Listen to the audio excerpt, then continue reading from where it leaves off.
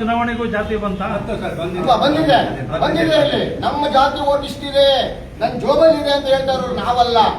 ಯಾರು ಹೇಳಿದ್ರು ಅವರು ನನ್ನ ಜೋಬಲ್ಲಿ 300 ಓಟ್ ಇದೆ. ನಾವು ವಕೀಲ ವೃತ್ತಿಯನ್ನು ಮುಗಿಸ್ಕೊಂಡು ನಾವು ಸಂಜೆ ಹೋಗಿ ನಮ್ಮೆಲ್ಲರಿಗೂ ಮನೆಗಳಿದೆ, ನಮ್ಮ ಮನೆಗಳಲ್ಲಿ ಮಲಕೋತೀವಿ. ನಾವು ಮಧ್ಯರಾತ್ರಿಯಲ್ಲಿ ಎದ್ದೋಗೋ ಅಭ್ಯಾಸ ನಾವು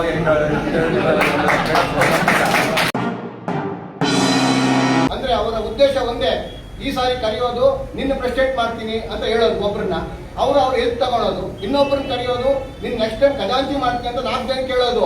ಇನ್ನೊಬ್ಬರನ್ನ ಕರೆಯೋದು ನಿನ್ನ ಸೆಕ್ರೆಟರಿ ಮಾಡ್ತೀನಿ ಅಂತ 4 ಜನ ಕೇಳೋದು. ಅವ್ರು ಒಬ್ರ ಮುಂದೆ ಹೇಳಲ್ಲ, ಬೇರೆ ಬೇರೆ ಹತ್ರ ಕರೆದ್ಬಿಟ್ಟು ಅವ್ರ ಎದುರು ಮಾತ್ರ ಹೇಳೋದು. ಅಂದ್ರೆ ನನ್ನ ಮಾಡ್ತಾರೆ ನಮ್ಮ ಒಂದು ಸಾರಿ ಅಂತ ಇವ್ರಿಗೆ ಸಪೋರ್ಟ್ ಮಾಡ್ತಾರೆ, ಇನ್ನೊಬ್ರು ಮಾಡ್ತಾರೆ ಅಂತ ಇನ್ನೊಬ್ರು ಸಪೋರ್ಟ್ ಮಾಡ್ತಾರೆ. ಈ ತರ ಮಾಡಿ ಮಾಡಿ ಮಾಡಿ ಎಲ್ಲರೂ ಮಾಡಿಬಿಟ್ಟು ಲಾಸ್ಟ್ ಎಲೆಕ್ಷನ್ ಬಂದಾಗ ನಾನೇ ಪ್ರೆಸಿಡೆಂಟ್ ಆಗ್ಬೇಕು ಅಂತಾರೆ. ನಾವು ಹೋಗಲ್ಲ, ನಾವು ರಾತ್ರಿ ಹೊತ್ತು ನಮ್ಮನೇಲೇ ಮಲಕೊಳ್ಳೋ ಅಭ್ಯಾಸ. ನಾನು ಆಪೋಸಿಟ್ AMS ಸಿಂಡಿಕೇಟ್ ನಾನು ಸೆಕ್ರೆಟರಿ ಆಗಿ YP ಸಿಂಡಿಕೇಟ್ ಪ್ರೆಸಿಡೆಂಟ್ ಆಗಿದ್ರು, ನಾನು ಸೆಕ್ರೆಟರಿ ಆಗಿದ್ದೆ. ಅವರೆಲ್ಲ ಹೇಳ್ಕೊಂಡು ಹೋದ್ರು ನಾವು ಮಾಡ್ಲಿ ಅಂತ. AC ಕೋರ್ಟ್ ಅವ್ರು ಮಾಡಿದ್ರು. ಕಲ್ಯಾಣಿ ವಿಚಾರದಲ್ಲಿ ತಾವೆಲ್ಲ ನೋಡಿರ್ಬೋದು. ನಾನು ಸೆಕ್ರೆಟರಿ ಆದಾಗ ನಾನು ಎಷ್ಟು ಕಷ್ಟಪಟ್ಟಿದ್ದೀನಿ. ಸುಮಾರು 150-200 ಜನ ವಕೀಲರು ಕಲ್ಯಾಣಿನೆಲ್ಲ ಮೊಂಡೆತ್ತಿರುವಂಥವ್ರು ಅವರೆಲ್ಲ ಕಾಣಿಸ್ತಾ ಇಲ್ವಾ? ಸುಮಾರು ಪತ್ರಕರ್ತರು ಸುಮಾರು ಜನ ಬಂದು ಅಲ್ಲಿ ಕೆಲಸ ಮಾಡಿದ್ದಾರೆ. ಊರು ಅವರು ಬಂದಿದ್ದಾರೆ, ಪೊಲೀಸ್ ಅವರು ಬಂದಿದ್ದಾರೆ, ಫೈರ್ ಸ್ಟೇಷನ್ ಅವ್ರು ಬಂದಿದ್ದಾರೆ. ಅವರೆಲ್ಲ ಲೆಕ್ಕಕ್ಕಿಲ್ವಾ? ಜಡ್ಜಿಗಳು ಬಂದು ಅಲ್ಲಿ ಕೆಲಸ ಮಾಡಿದ್ದಾರೆ. ಏನು ಒಂದು ಕಲ್ಯಾಣ ಉದ್ಭವ ಆಗಲಿ ಅಂದರೆ ಕೆಲಸ ಮಾಡಿರೋದು. ನಾನು ಕಲ್ಲು ಹೊಡೆದಿದ್ದೀನಿ. ನಾನು ಪ್ರತಿ ದಿವಸ ಮುದ್ದೊಡೆದಿದ್ದೀವಿ. ಕಾಂಗ್ರೆಸ್ ಗಿಡ ಕಿತ್ತಿದ್ದೀವಿ. ಆಮೇಲೆ ಪ್ರತಿಯೊಬ್ಬರ ಹತ್ರ ಸ್ಪಾನ್ಸರಿಂಗ್ ಮಾಡಿಸಿ ಸಿಮೆಂಟು, ಜಲ್ಲಿ, ಆಮೇಲೆ ಇಟ್ಕೆಗಳು, ಆಮೇಲೆ ಗ್ರಾನೈಟು. ಯಾರೋ ನಮ್ಮ ಮನೆ ಪಕ್ಕದಲ್ಲಿ ಗ್ರಾನೈಟ್ ಫ್ಯಾಕ್ಟ್ರಿ ಹತ್ರ ಹೋಗಿ ಒಂದು ಲೋಡು ಗ್ರಾನೈಟ್ಗಳೆಲ್ಲ ಕಳಿಸಿ ಅದೊಂದು ಭವ್ಯ ಇದಾಗಿರೋಂಥದ್ದು. ಅದೆಲ್ಲ ನಾನು ಹೇಳ್ಕೊಬಾರ್ದು. ಯಾಕಂದರೆ ಈಗ ಬಲಗೈಯಲ್ಲಿ ಮಾಡಿರೋಂಥದ್ದು ಎಡಗೈ ಗೊತ್ತಾಗಬಾರ್ದು ಅಂತ ಹೇಳ್ಕೊಡಿ. ನಾವೆಲ್ಲಾದ್ರೂ ಇದುವರೆಗೂ ನಾವು ಕಲ್ಯಾಣ ಮಾಡಿದೀವಿ ಅಂತೆಲ್ಲ ಹೇಳ್ಕೊಂಡಿದ್ವಾ? ಇಲ್ಲಿ ನೆರೆದಿರತಕ್ಕಂಥ ನನ್ನ ಎಲ್ಲ ಮಾಧ್ಯಮ ಮಿತ್ರರಿಗೆ ವಂದನೆ ಮಾಡುತ್ತಾ, ನಮ್ಮ ಆನೇಕಲ್ ವಕೀಲರ ಸಂಘದ ಚುನಾವಣೆ ಪ್ರಯುಕ್ತ ಇವತ್ತಿನ ದಿವಸ ನಾನು ಈ ಒಂದು ಪ್ರೆಸ್ ಮೀಟ್ನಲ್ಲಿ ಮಾತಾಡೋಕ್ಕೆ ಕೆಲವು ಮಾತುಗಳನ್ನು ಆಡೋದಕ್ಕೆ ಇಷ್ಟಪಡ್ತಾ ಇದ್ದೀನಿ. ನಾನು ನಿನ್ನೆ ಇದೇ ಒಂದು ಮಾಧ್ಯಮಗಳ ಮುಂದೆ ಒಂದು ಪ್ರೆಸ್ ಮೀಟ್ನಲ್ಲಿ ನನ್ನ ಹಲವಾರು ಸ್ನೇಹಿತರು ಮಾತಾಡಿದ್ದನ್ನು ಕೇಳಿಸ್ಕೊಂಡು ಭಾಳ ನನಗೆ ನೋವಾಯಿತು. ಇದನ್ನು ಹೇಳಬೇಕು ಅಂತಂದರೆ ಎಲ್ಲ ನನ್ನ ಮಿತ್ರರು ಮಾಧ್ಯಮದ ಮುಂದೆ ನಿನ್ನೆ ಹೇಳಿರೋದ್ರಲ್ಲಿ 90% ಎಲ್ಲ ಬರೀ ಸುಳ್ಳನ್ನು ಹೇಳಿ ನಿಮ್ಮನ್ನು ನಂಬಿಸಿದ್ದಾರೆ. ಅದಷ್ಟು ಸುಳ್ಳು. ಕಾರಣ ಇಷ್ಟೇನೆ, 1979ನೇ ಇಸ್ವಿನಲ್ಲಿ ಆನೇಕಲ್ ತಾಲೂಕಿನಲ್ಲಿ ನ್ಯಾಯಾಲಯ ಓಪನ್ ಆಯಿತು. ಆ 79ನೇ ಇಸ್ವಿನಲ್ಲಿ ದ್ವಾರಕಾನಾಥ್ ಅನ್ನೋರು ನ್ಯಾಯಾಧೀಶರಾಗಿ ನ್ಯಾಯಾಲಯಕ್ಕೆ ಬಂದಿದ್ರು. ಆವತ್ತಿನ ದಿವಸ ನಾನು ಒಬ್ಬನೇ ಲಾಯರ್ ಇದ್ದಿದ್ದು. ನಿಮ್ಮ ಗಮನಕ್ಕಿರಲಿ, ನ್ಯಾಯಾಲಯಕ್ಕೆ ಈ ತಾಲೂಕಿಗೆ 79ನೇ ಇಸ್ವಿನಿ ಮೊಟ್ಟ ಮೊದಲ ಲಾಯರು ನಾನೇ. ನಾನೊಬ್ಬನೇ ಲಾಯರು ಮತ್ತು ಒಬ್ಬರೇ ನ್ಯಾಯಾಧೀಶರು ಕೋರ್ಟನ್ನು ಓಪನ್ ಮಾಡಿದ್ವಿ. ಒಬ್ಬನೇ ಇದ್ದು ನಂತರ ನಾವೊಂದು 3-4 ಜನಗಳಾದ್ವಿ. 3-4 ಜನಗಳಾದ್ಮೇಲೆ ನಾವು ಸಂಘವನ್ನ ಓಪನ್ ಮಾಡಿದ್ವಿ. ನಂತರ ಅಲ್ಲಿ ಒಂದು ಕೋರ್ಟ್ ಮಾತ್ರ ಬಂತು. ಒಂದು ಕೋರ್ಟನ್ನ ನಾವು ನ್ಯಾಯಾಧೀಶರ ಒಂದು ಸಹಕಾರದಿಂದ ನಾವು ಹೈಕೋರ್ಟ್ಗೆ ನಾವು ಬೇಕಾದಷ್ಟು ತಿರುಗಾಡಿ ಬೇಕಾದಷ್ಟು ಕೋರಿಕೆಗಳನ್ನು ಸಲ್ಲಿಸಿ 2ನೇ ನ್ಯಾಯಾಲಯ ಒಂದು additional civil judge junior division ತಂದಿದ್ದು ನಮ್ಮ ಕಾಲದಲ್ಲಿ, ನಾನು ಅಧ್ಯಕ್ಷರಾಗಿದ್ದ ಕಾಲದಲ್ಲಿ. ನಂತರ ಆವಾಗ ನ್ಯಾಯಾಲಯದಲ್ಲಿ ಎಲ್ಲ 2ನೇ ಇದು ಸೀನಿಯರ್ ಸಿವಿಲ್ ಜಡ್ಜನ್ನ ನಾವು ಬಹಳ ಕಷ್ಟಪಟ್ಟು ಸೀನಿಯರ್ ಸಿವಿಲ್ ಜಡ್ಜನ್ನು ತಂದಿದ್ದು ನನ್ನ ಕಾಲದಲ್ಲೇನೆ. ಅಸೋಸಿಯೇಷನ್ ಓಪನ್ ಆಗಿದ್ದು ನಾವು ಫೌಂಡರ್ಸ್ ನಾವು ಓಪನ್ ಆಗಿದ್ದು ನಮ್ಮ ಕಾಲದಲ್ಲಿ, ಮತ್ತು ಒಂದು ಫಾಸ್ಟ್ ಟ್ರ್ಯಾಕ್ ಕೋರ್ಟ್ ಬಂದಿದ್ದು ನಮ್ಮ ಕಾಲದಲ್ಲೇನೆ. ಇವರು ಏನೂ ಮಾಡಿಲ್ಲ. 79ನೇ ಇಸ್ವಿಯಿಂದ ಇವರು ಲೂಟು ಮಾಡಿದ್ರು ಅಂತ ಹೇಳ್ತಾರಲ್ಲ, ಇವರೆಲ್ಲೂ ನಾನು ಅಸೋಸಿಯೇಷನ್ ಪ್ರೆಸಿಡೆಂಟ್ ಆಗಿ ಇದೆಲ್ಲನೂ ಮಾಡಿದ ಕಾಲದಲ್ಲಿ ಇವ್ರು ಯಾರು ಆನೇಕಲ್ಗೆ ಬಂದೇ ಇರಲಿಲ್ಲ. ಇವ್ರು ಯಾರಿಗೂ ವಕೀಲರುಗಳೇ ಅಲ್ಲ. ಅವಾಗ ನನ್ನ ಕಾಲದಲ್ಲಿ ನನ್ನನ್ನು ಬಿಡಿ ಯಾರು ವಕೀಲರು ಅಲ್ಲದೆ ಇರೋರು. ಆ ಕಾಲದಲ್ಲಿ ಮಾತಾಡೋದಕ್ಕೆ ಇವ್ರಿಗೆ ಅರ್ಹತೆನೂ ಇಲ್ಲ, ಏನೂ ಇಲ್ಲ. ಒಂದು. ಎರಡನೇದೇನು ಅಂತಂದ್ರೆ, ಪ್ರತಿ ನಾನು ನನ್ನ ಇನ್ನೊಬ್ಬ ನಮ್ಮ ವಕೀಲ ಸ್ನೇಹಿತರು ಹೇಳಿದ್ರು, ಸುಮಾರು 18 ವರ್ಷ ಒಬ್ಬರೇ ವಕೀಲ ಅಧ್ಯಕ್ಷರಾಗಿದ್ರು. ಅವರನ್ನು ಯಾರು ಪ್ರಶ್ನೆ ಮಾಡಲಿಲ್ಲ ಅಂತ. ಹೌದು, ನಾನು 18 ವರ್ಷ ಅಲ್ಲ, 22 ವರ್ಷ ನಾನೊಬ್ಬನೇ ಪ್ರೆಸಿಡೆಂಟ್ ಆಗಿದ್ದೆ. ಕಾರಣ ಏನು ಅಂತಂದ್ರೆ ನನಗೆ ಯಾರು ಪೈಪೋಟಿನೇ ಕೊಡ್ಲಿಲ್ಲ, ನಾನು ಯಾವುದು ಎಲೆಕ್ಷನ್ ಅನ್ನು ಎದುರಿಸಿರ್ಲಿಲ್ಲ. ನಾನು ಯುನಾನಿಮಸ್ ಆಗಿ 22 ವರ್ಷ ನಾನು ಅಧ್ಯಕ್ಷನಾಗಿದ್ದೆ. ಅದು ನನ್ನ 22 ವರ್ಷ ಇದ್ರು. ನಮ್ಮ ಕೋರ್ಟ್ನಲ್ಲಿ ಒಂದು ಗಲಾಟೆ ಒಂದಿರಲಿಲ್ಲ. ನನ್ನ ಕಾಲದಲ್ಲಿ, ನಾನು ಅಧ್ಯಕ್ಷನಾಗಿದ್ದ ಕಾಲದಲ್ಲಿ ನನ್ನ ಮತ್ತು ಕೋರ್ಟಿನ ನ್ಯಾಯಾಧೀಶರ ನಡುವೆ ಸಂಬಂಧ ಹೇಗಿತ್ತು ಅಂದ್ರೆ ಪ್ರತಿನಿತ್ಯ ನಾವು ಅವರು ಯಾವಾಗಲೂ ಬೆರೀತಾ ಇದ್ವಿ, ಅಣ್ಣ ತಮ್ಮಂದ್ರಂತ ಇದ್ವಿ. ಯಾವ ರೀತಿಯ ತೊಂದರೆಗಳಿರಲಿಲ್ಲ, ಎಲ್ಲ ಸರಿಯಾಗಿ ನಡ್ಕೊಂಡು ಹೋಗ್ತಾ ಇತ್ತು. ಅವಾಗ ಅಸೋಸಿಯೇಷನ್ ಚಿಕ್ಕದಾಗ ಅಸೋಸಿಯೇಷನ್ ಮಾಡಿದ್ರು, ಎಲ್ಲ ರೀತಿಯನ್ನು ನಿಭಾಯಿಸ್ಕೊಂಡು ಹೋಗಿದ್ವಿ. ಹೀಗಿರುವಾಗ ಇವರು ಏನೂ ಮಾಡಿಲ್ಲ ಅಂತ ಇತ್ತೀಚೆಗೆ ಬಂದ್ಬಿಟ್ಟು ಇವರು ನಮಗೆ ಬೇಕು ಅಂತ ಇದ್ದಾರೆ. ಈಗ ನಮಗೆ ಬೇಕು, ನಾವು ಎಲೆಕ್ಟ್ ಆಗಬೇಕು ಅಂತ ಬಂದಿರೋ ಗುಂಪು ಅವರೆಲ್ಲ ಸೆಕ್ರೆಟರಿಗಳಾಗಿದ್ದಾರೆ, ಖಜಾಂಚಿಗಳಾಗಿದ್ದಾರೆ, ಅಧ್ಯಕ್ಷರಾಗಿದ್ದಾರೆ, ವೈಸ್ ಪ್ರೆಸಿಡೆಂಟ್ಗಳಾಗಿದ್ದಾರೆ.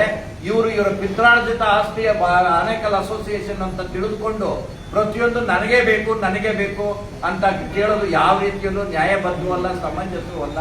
ನಾವು ಬದಲಾವಣೆ ಬಯಸ್ತಾ ಇರೋದು ಹೊಸ ಮುಖಗಳು ಬರಬೇಕು.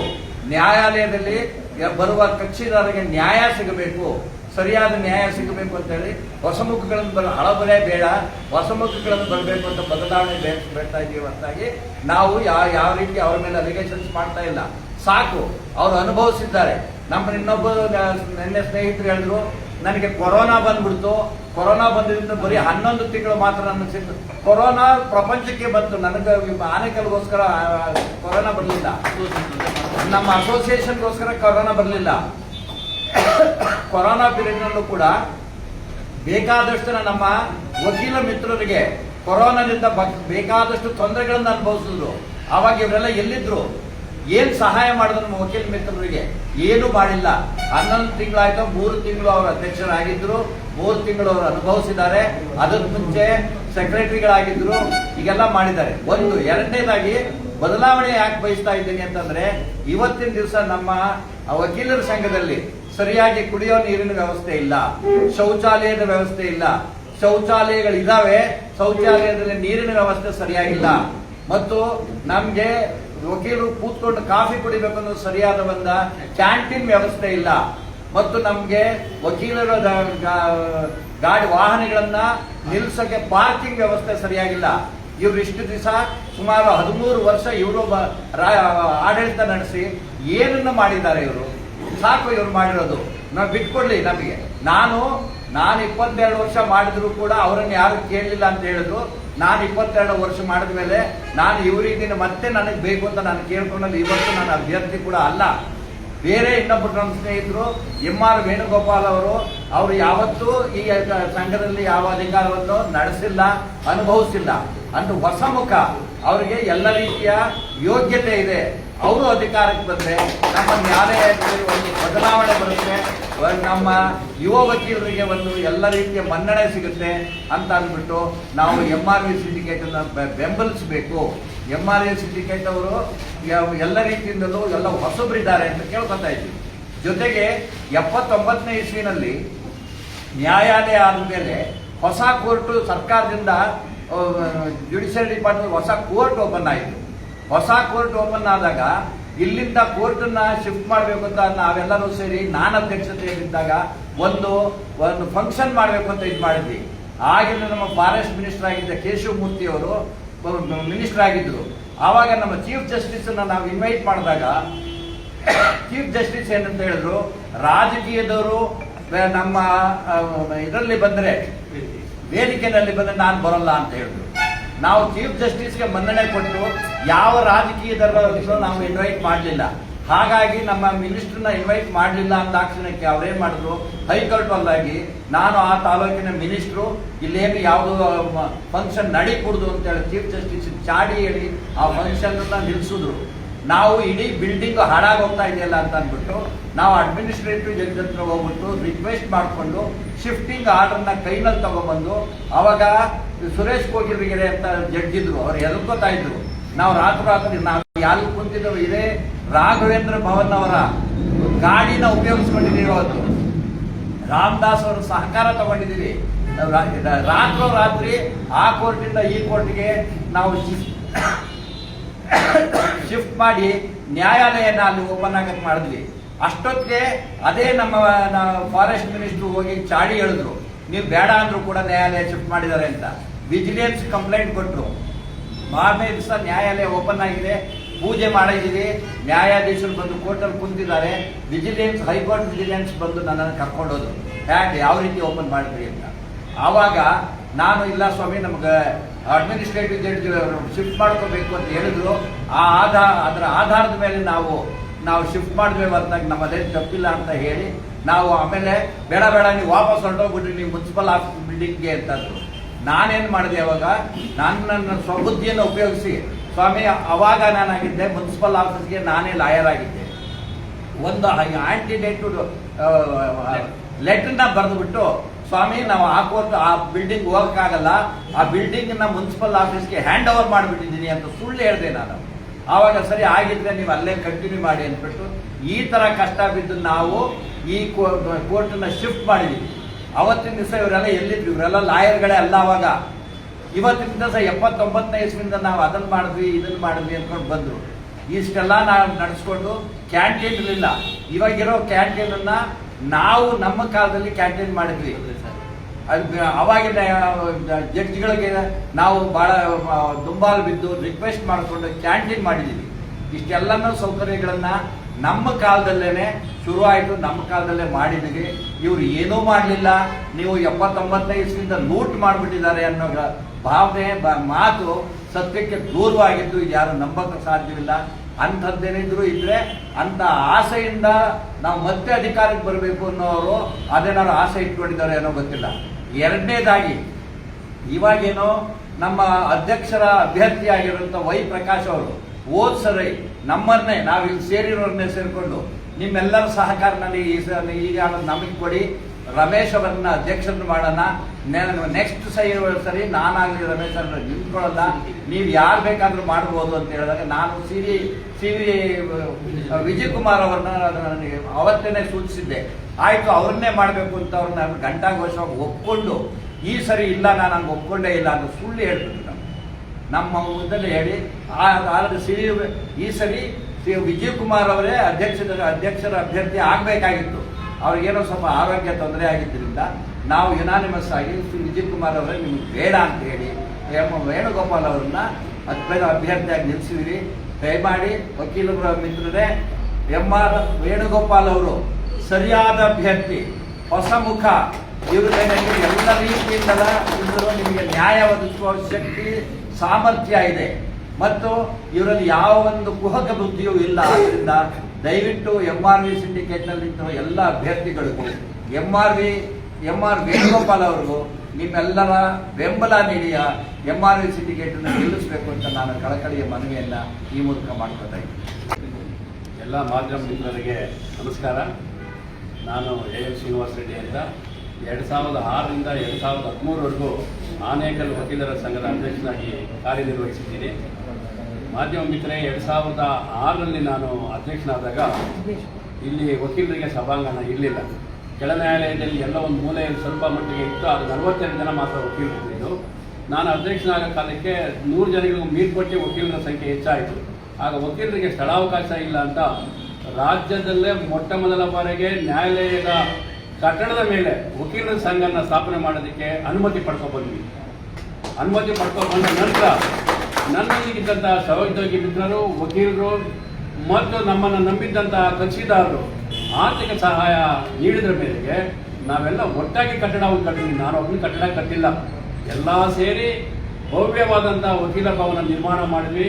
2009ರಲ್ಲಿ ಆ ಕಟ್ಟಡವನ್ನು ಅಂದಿನ ಉಚ್ಚ ನ್ಯಾಯಾಲಯದ ಮುಖ್ಯ ನ್ಯಾಯಮೂರ್ತಿಗಳು ಮತ್ತು ಸರ್ವೋಚ್ಚ ನ್ಯಾಯಾಲಯದ ನ್ಯಾಯಾಧೀಶರು ಬಂದು ಅದನ್ನು ಉದ್ಘಾಟನೆ ಮಾಡಿ ನೆರವೇರಿಸಿದಂಥ ಕಾರ್ಯಕ್ರಮ. ರಾಜ್ಯದಲ್ಲೇ ತಾಲೂಕು ಮಟ್ಟದಲ್ಲಿ ಸ್ವಂತ ನಿರ್ಮಾಣವಾದಂತಹ ಒಂದು ಬೃಹತ್ ಕಟ್ಟಡ. ನನ್ನ ಒಂದು ಅನಿಸಿಕೆ, ತಾವು ಏನು ಮಾಡಿದ್ರಿ, ಬೇರೆಯವರು ಏನು ಮಾಡಿದ್ರಿ 2000 ಜಿಲ್ಲೆ ಅಂತ ನಮ್ಮ ಸ್ನೇಹಿತರು ನೆನ್ನೆ ಮಾಧ್ಯಮದ ಮುಂದೆ ಹೇಳಿದಾಗ ನಾನು ಮಾಡಿರೋದು ಭ್ರಷ್ಟಾಚಾರವನ್ನು ನಿರ್ಮಾಣ ಮಾಡಿದ್ದೀನಿ. ನನ್ನ ಅವಧಿಯಲ್ಲಿ ಭ್ರಷ್ಟಾಚಾರದಿಂದ ಕೂಡಿದಂತಹ ನ್ಯಾಯಾಧೀಶರ ಬಗ್ಗೆ ನಾನು ದೂರು ಕೊಟ್ಟು ಸಂಪೂರ್ಣವಾಗಿ ಅವರು ನ್ಯಾಯಾಲಯದ ವೃತ್ತಿಯನ್ನು ತೆಗೆದುಹಾಕಿದ್ದೀನಿ. ಅದು ನನ್ನ ಒಂದು ಹೇಳ್ಕೊಳ್ಳುವಂತಹ ಒಂದು ಕೆಲಸ. ಭ್ರಷ್ಟಾಚಾರ ರಹಿತವಾದಂಥ ನ್ಯಾಯ ವ್ಯವಸ್ಥೆ ಬಡವರಿಗೂ ಶ್ರೀಮಂತರಿಗೂ ಎಲ್ಲ ಸಿಗಬೇಕು. ಆ ದಿಕ್ಕಿನಲ್ಲಿ ನಾನು ಕ್ರಮ ವಹಿಸಿದ್ದೀನಿ. ನಾನು ಅಧಿಕಾರದಲ್ಲಿದ್ದಾಗ ಅಧ್ಯಕ್ಷನಾಗಿ ಎಲ್ಲರ ಸಹಕಾರದಿಂದ ಎಲ್ಲ ನ್ಯಾಯಾಲಯಗಳು ಸರ್ಕಾರದಿಂದ ಜನರ ಮನೆ ಬಾಗಿಲಿಗೆ ನ್ಯಾಯ ಒದಗಿಸಬೇಕು ಅನ್ನೋ ದೃಷ್ಟಿಯಲ್ಲಿ ಸರ್ಕಾರ ನ್ಯಾಯಾಲಯಗಳನ್ನು ಪ್ರಕರಣಗಳ ಸಂಖ್ಯೆಗೆ ಅನುಗುಣವಾಗಿ ಮಂಜೂರು ಮಾಡ್ತದೆ. ಅದೇ ರೀತಿ ನ್ಯಾಯಾಲಯಗಳಿಗೆ ಬಂದಿರೋದ ಆನೇಕಲ್ಲಲ್ಲೂ ಕೂಡ ಸರ್ಕಾರ ಮಂಜೂರು ಮಾಡುವಂಥ ನ್ಯಾಯಾಲಯಗಳು. ಯಾರೊಬ್ಬರು ಸ್ವಂತ ನಾವು ಹೋಗಿ ಕೇಳಿಬಿಟ್ರೆ ನ್ಯಾಯಾಲಯ ಕೊಡೋದಿಲ್ಲ. ರಾಜ್ಯಾದ್ಯಂತ ಆ ಪ್ರಕರಣಗಳ ಸಂಖ್ಯೆಗೆ ಅನುಗುಣವಾಗಿ ಸರ್ಕಾರ ನ್ಯಾಯಾಲಯಗಳನ್ನು ಮಂಜೂರು ಮಾಡುತ್ತೆ. ಆ ರೀತಿಯಾಗಿ ನ್ಯಾಯಾಲಯಗಳಿಗೆ ಸ್ಥಾಪನೆ ಆಗಿರ್ತವೆ. ಮತ್ತೆ ಆರ್ಥಿಕ ನೆರವು ಕೊಟ್ಬಿಟ್ವಿ ಕರೋನಾ ಟೈಮಲ್ಲಿ ಅಂತ ಹೇಳ್ತಾರೆ. ಮಾಧ್ಯಮ ಮಿತ್ರರಿಗೆ ನಾನು ಹೇಳ್ತೀನಿ, ನಾನು ಅಧ್ಯಕ್ಷನಾಗಿದ್ದಾಗಲಿ ಆನಂತರವಾಗಲಿ ನಮ್ಮ ಸಂಘದ ಹಲವಾರು ಸದಸ್ಯರಿಗೆ ವೈದ್ಯಕೀಯ ನೆರವನ್ನು ನಾನು ನನ್ನ ಶಕ್ತಿಗನುಸಾರವಾಗಿ ನಾನು ನೀಡಿದ್ದೀನಿ. ಆದರೆ ನಾನು ಎಲ್ಲೂ ಅದನ್ನು ಪ್ರಚಾರ ಪಡಿಸ್ಕೊಳ್ಳೋದಿಲ್ಲ. ನಾವು ವಕೀಲರಿಗೆ ಅವರ ಕಷ್ಟ ಕಾರ್ಪಣ್ಯಗಳಲ್ಲಿ ಆರ್ಥಿಕ ನೆರವು ವೈದ್ಯಕೀಯ ನೆರವು ನೀಡಿರೋದನ್ನ ಮಾಧ್ಯಮಗಳ ಮುಂದೆ ಹೇಳ್ಕೊಂಡ್ರೆ ಅದರಲ್ಲಿ ಅದು ಅಷ್ಟು ಸಮಂಜಸವಾಗಿ ಅನ್ಸೋದಿಲ್ಲ. ಇನ್ನ ಮುಂದುವರೆದು ನಾನು ನಮ್ಮ ವಕೀಲರಿಗೆ ಅಲ್ಲ, ಬೆಂಗಳೂರಿನ ವಕೀಲರ ಸಂಘದಲ್ಲ ಆರ್ಥಿಕ ನೆರವು, ಆರೋಗ್ಯದ ಆರ್ಥಿಕ ನೆರವು ಕೋರಿರುವಂಥವ್ರು ಕೊಟ್ಟಿದ್ದೀನಿ. ರಾಜ್ಯದಲ್ಲಿ ವಾಟ್ಸಪ್ಪಲ್ಲಿ ಬಂದಿರೋಂಥ ಅಡ್ವೊಕೇಟ್ಸ್ ನಾನು ಕಳಿಸಿದ್ದೀನಿ. ಅದನ್ನು ನಾನು ಎಲ್ಲರೂ ಹೇಳ್ಕೊಂಡಿಲ್ಲ. ಅವೆಲ್ಲ ಹೇಳ್ಕೊಳ್ಳೋದು ಉಚಿತನೂ ಅಲ್ಲ. ನಾವು ಯಾರಿಗೆ ಏನಾದರೂ ಒಂದು ಮಾಡಿದಂಥ ಕರ್ತವ್ಯನ ಅದನ್ನ ಅವ್ರ ಹೆಸರಿಗೆಲ್ಲ ಹೇಳ್ಕೊಂಡು ಮಾಡಿದ್ರೆ ಅವರಿಗೆ ಒಂದು ಮುಜುಗರ ಮಾಡಿದಂಥ ಕೆಲಸ ಆಗುತ್ತೆ. ಮತ್ತೆ ಅದು ಅತಿಶಯೋಕ್ತಿ ಆಗ್ಬಿಡುತ್ತೆ. ನಾನು ದಾನ ಧರ್ಮ ಮಾಡಿದ್ದೀನಿ, ದಾನ ಧರ್ಮ ಅದು ಬೇಡ. ಇನ್ನು ಮುಂದುವರೆದು ನಮ್ಮ ಇನ್ನೊಬ್ಬ ಮಿತ್ರರು ರಾತ್ರಿ 12 ಗಂಟೆಯಲ್ಲಿ ಬೇಕಾದರೂ ಬರ್ತಾರೆ, ಇನ್ನೊಬ್ರು ಯಾರೂ ಮಾಡಿಲ್ಲ ಅಂದರು. ದಯವಿಟ್ಟು ಆ ಮಿತ್ರರು ಮಾಧ್ಯಮದ ಮುಂದೆ ಹೇಳಬೇಕು, ಎಂತೆಂಥ ಸಂಕಷ್ಟಗಳಲ್ಲಿ ನನ್ನ ಪ್ರಾಣನ ಪಣಕ್ಕಿಟ್ಟು ಅವ್ರು ಉಳಿಸ್ಕೊಂಡು ಬಂದಿದ್ದೀನಿ. ಅದೇ ಆ ಸಭೆಯಲ್ಲಿ ನೆನ್ನೆ ಮಾತಾಡಿದಂಥ ವ್ಯಕ್ತಿಗಳು ನಾನು ಕೇಳಿದ್ರು, ಏನೋ ಇದರಲ್ಲಿ ನೀನು ಮಾಡ್ಕೊಂಡು ಬಂದಿದ್ದೀವಿ, ಅವ್ರಿಗೆ ಅನುಕೂಲ ಮಾಡಿಕೊಟ್ಟಿದ್ದೆ, ಏನಾಯ್ತು ಹೇಳು ಅಂದರೆ ನಾನು ಇವತ್ತಿಗೂ ಅದನ್ನು ಹೇಳಿಲ್ಲ. ಹೇಳೋದು ಸಮಂಜಸನೂ ಅಲ್ಲ. ಅಂತಂಥ ಕಷ್ಟಗಳಲ್ಲಿ ನನ್ನ ಪ್ರಾಣನ ಪಣಕ್ಕಿಟ್ಟು ಅವ್ರನ್ನ ಸೇವೆ ಮಾಡ್ಕೊಂಡು ಬಂದಿದ್ದೀನಿ.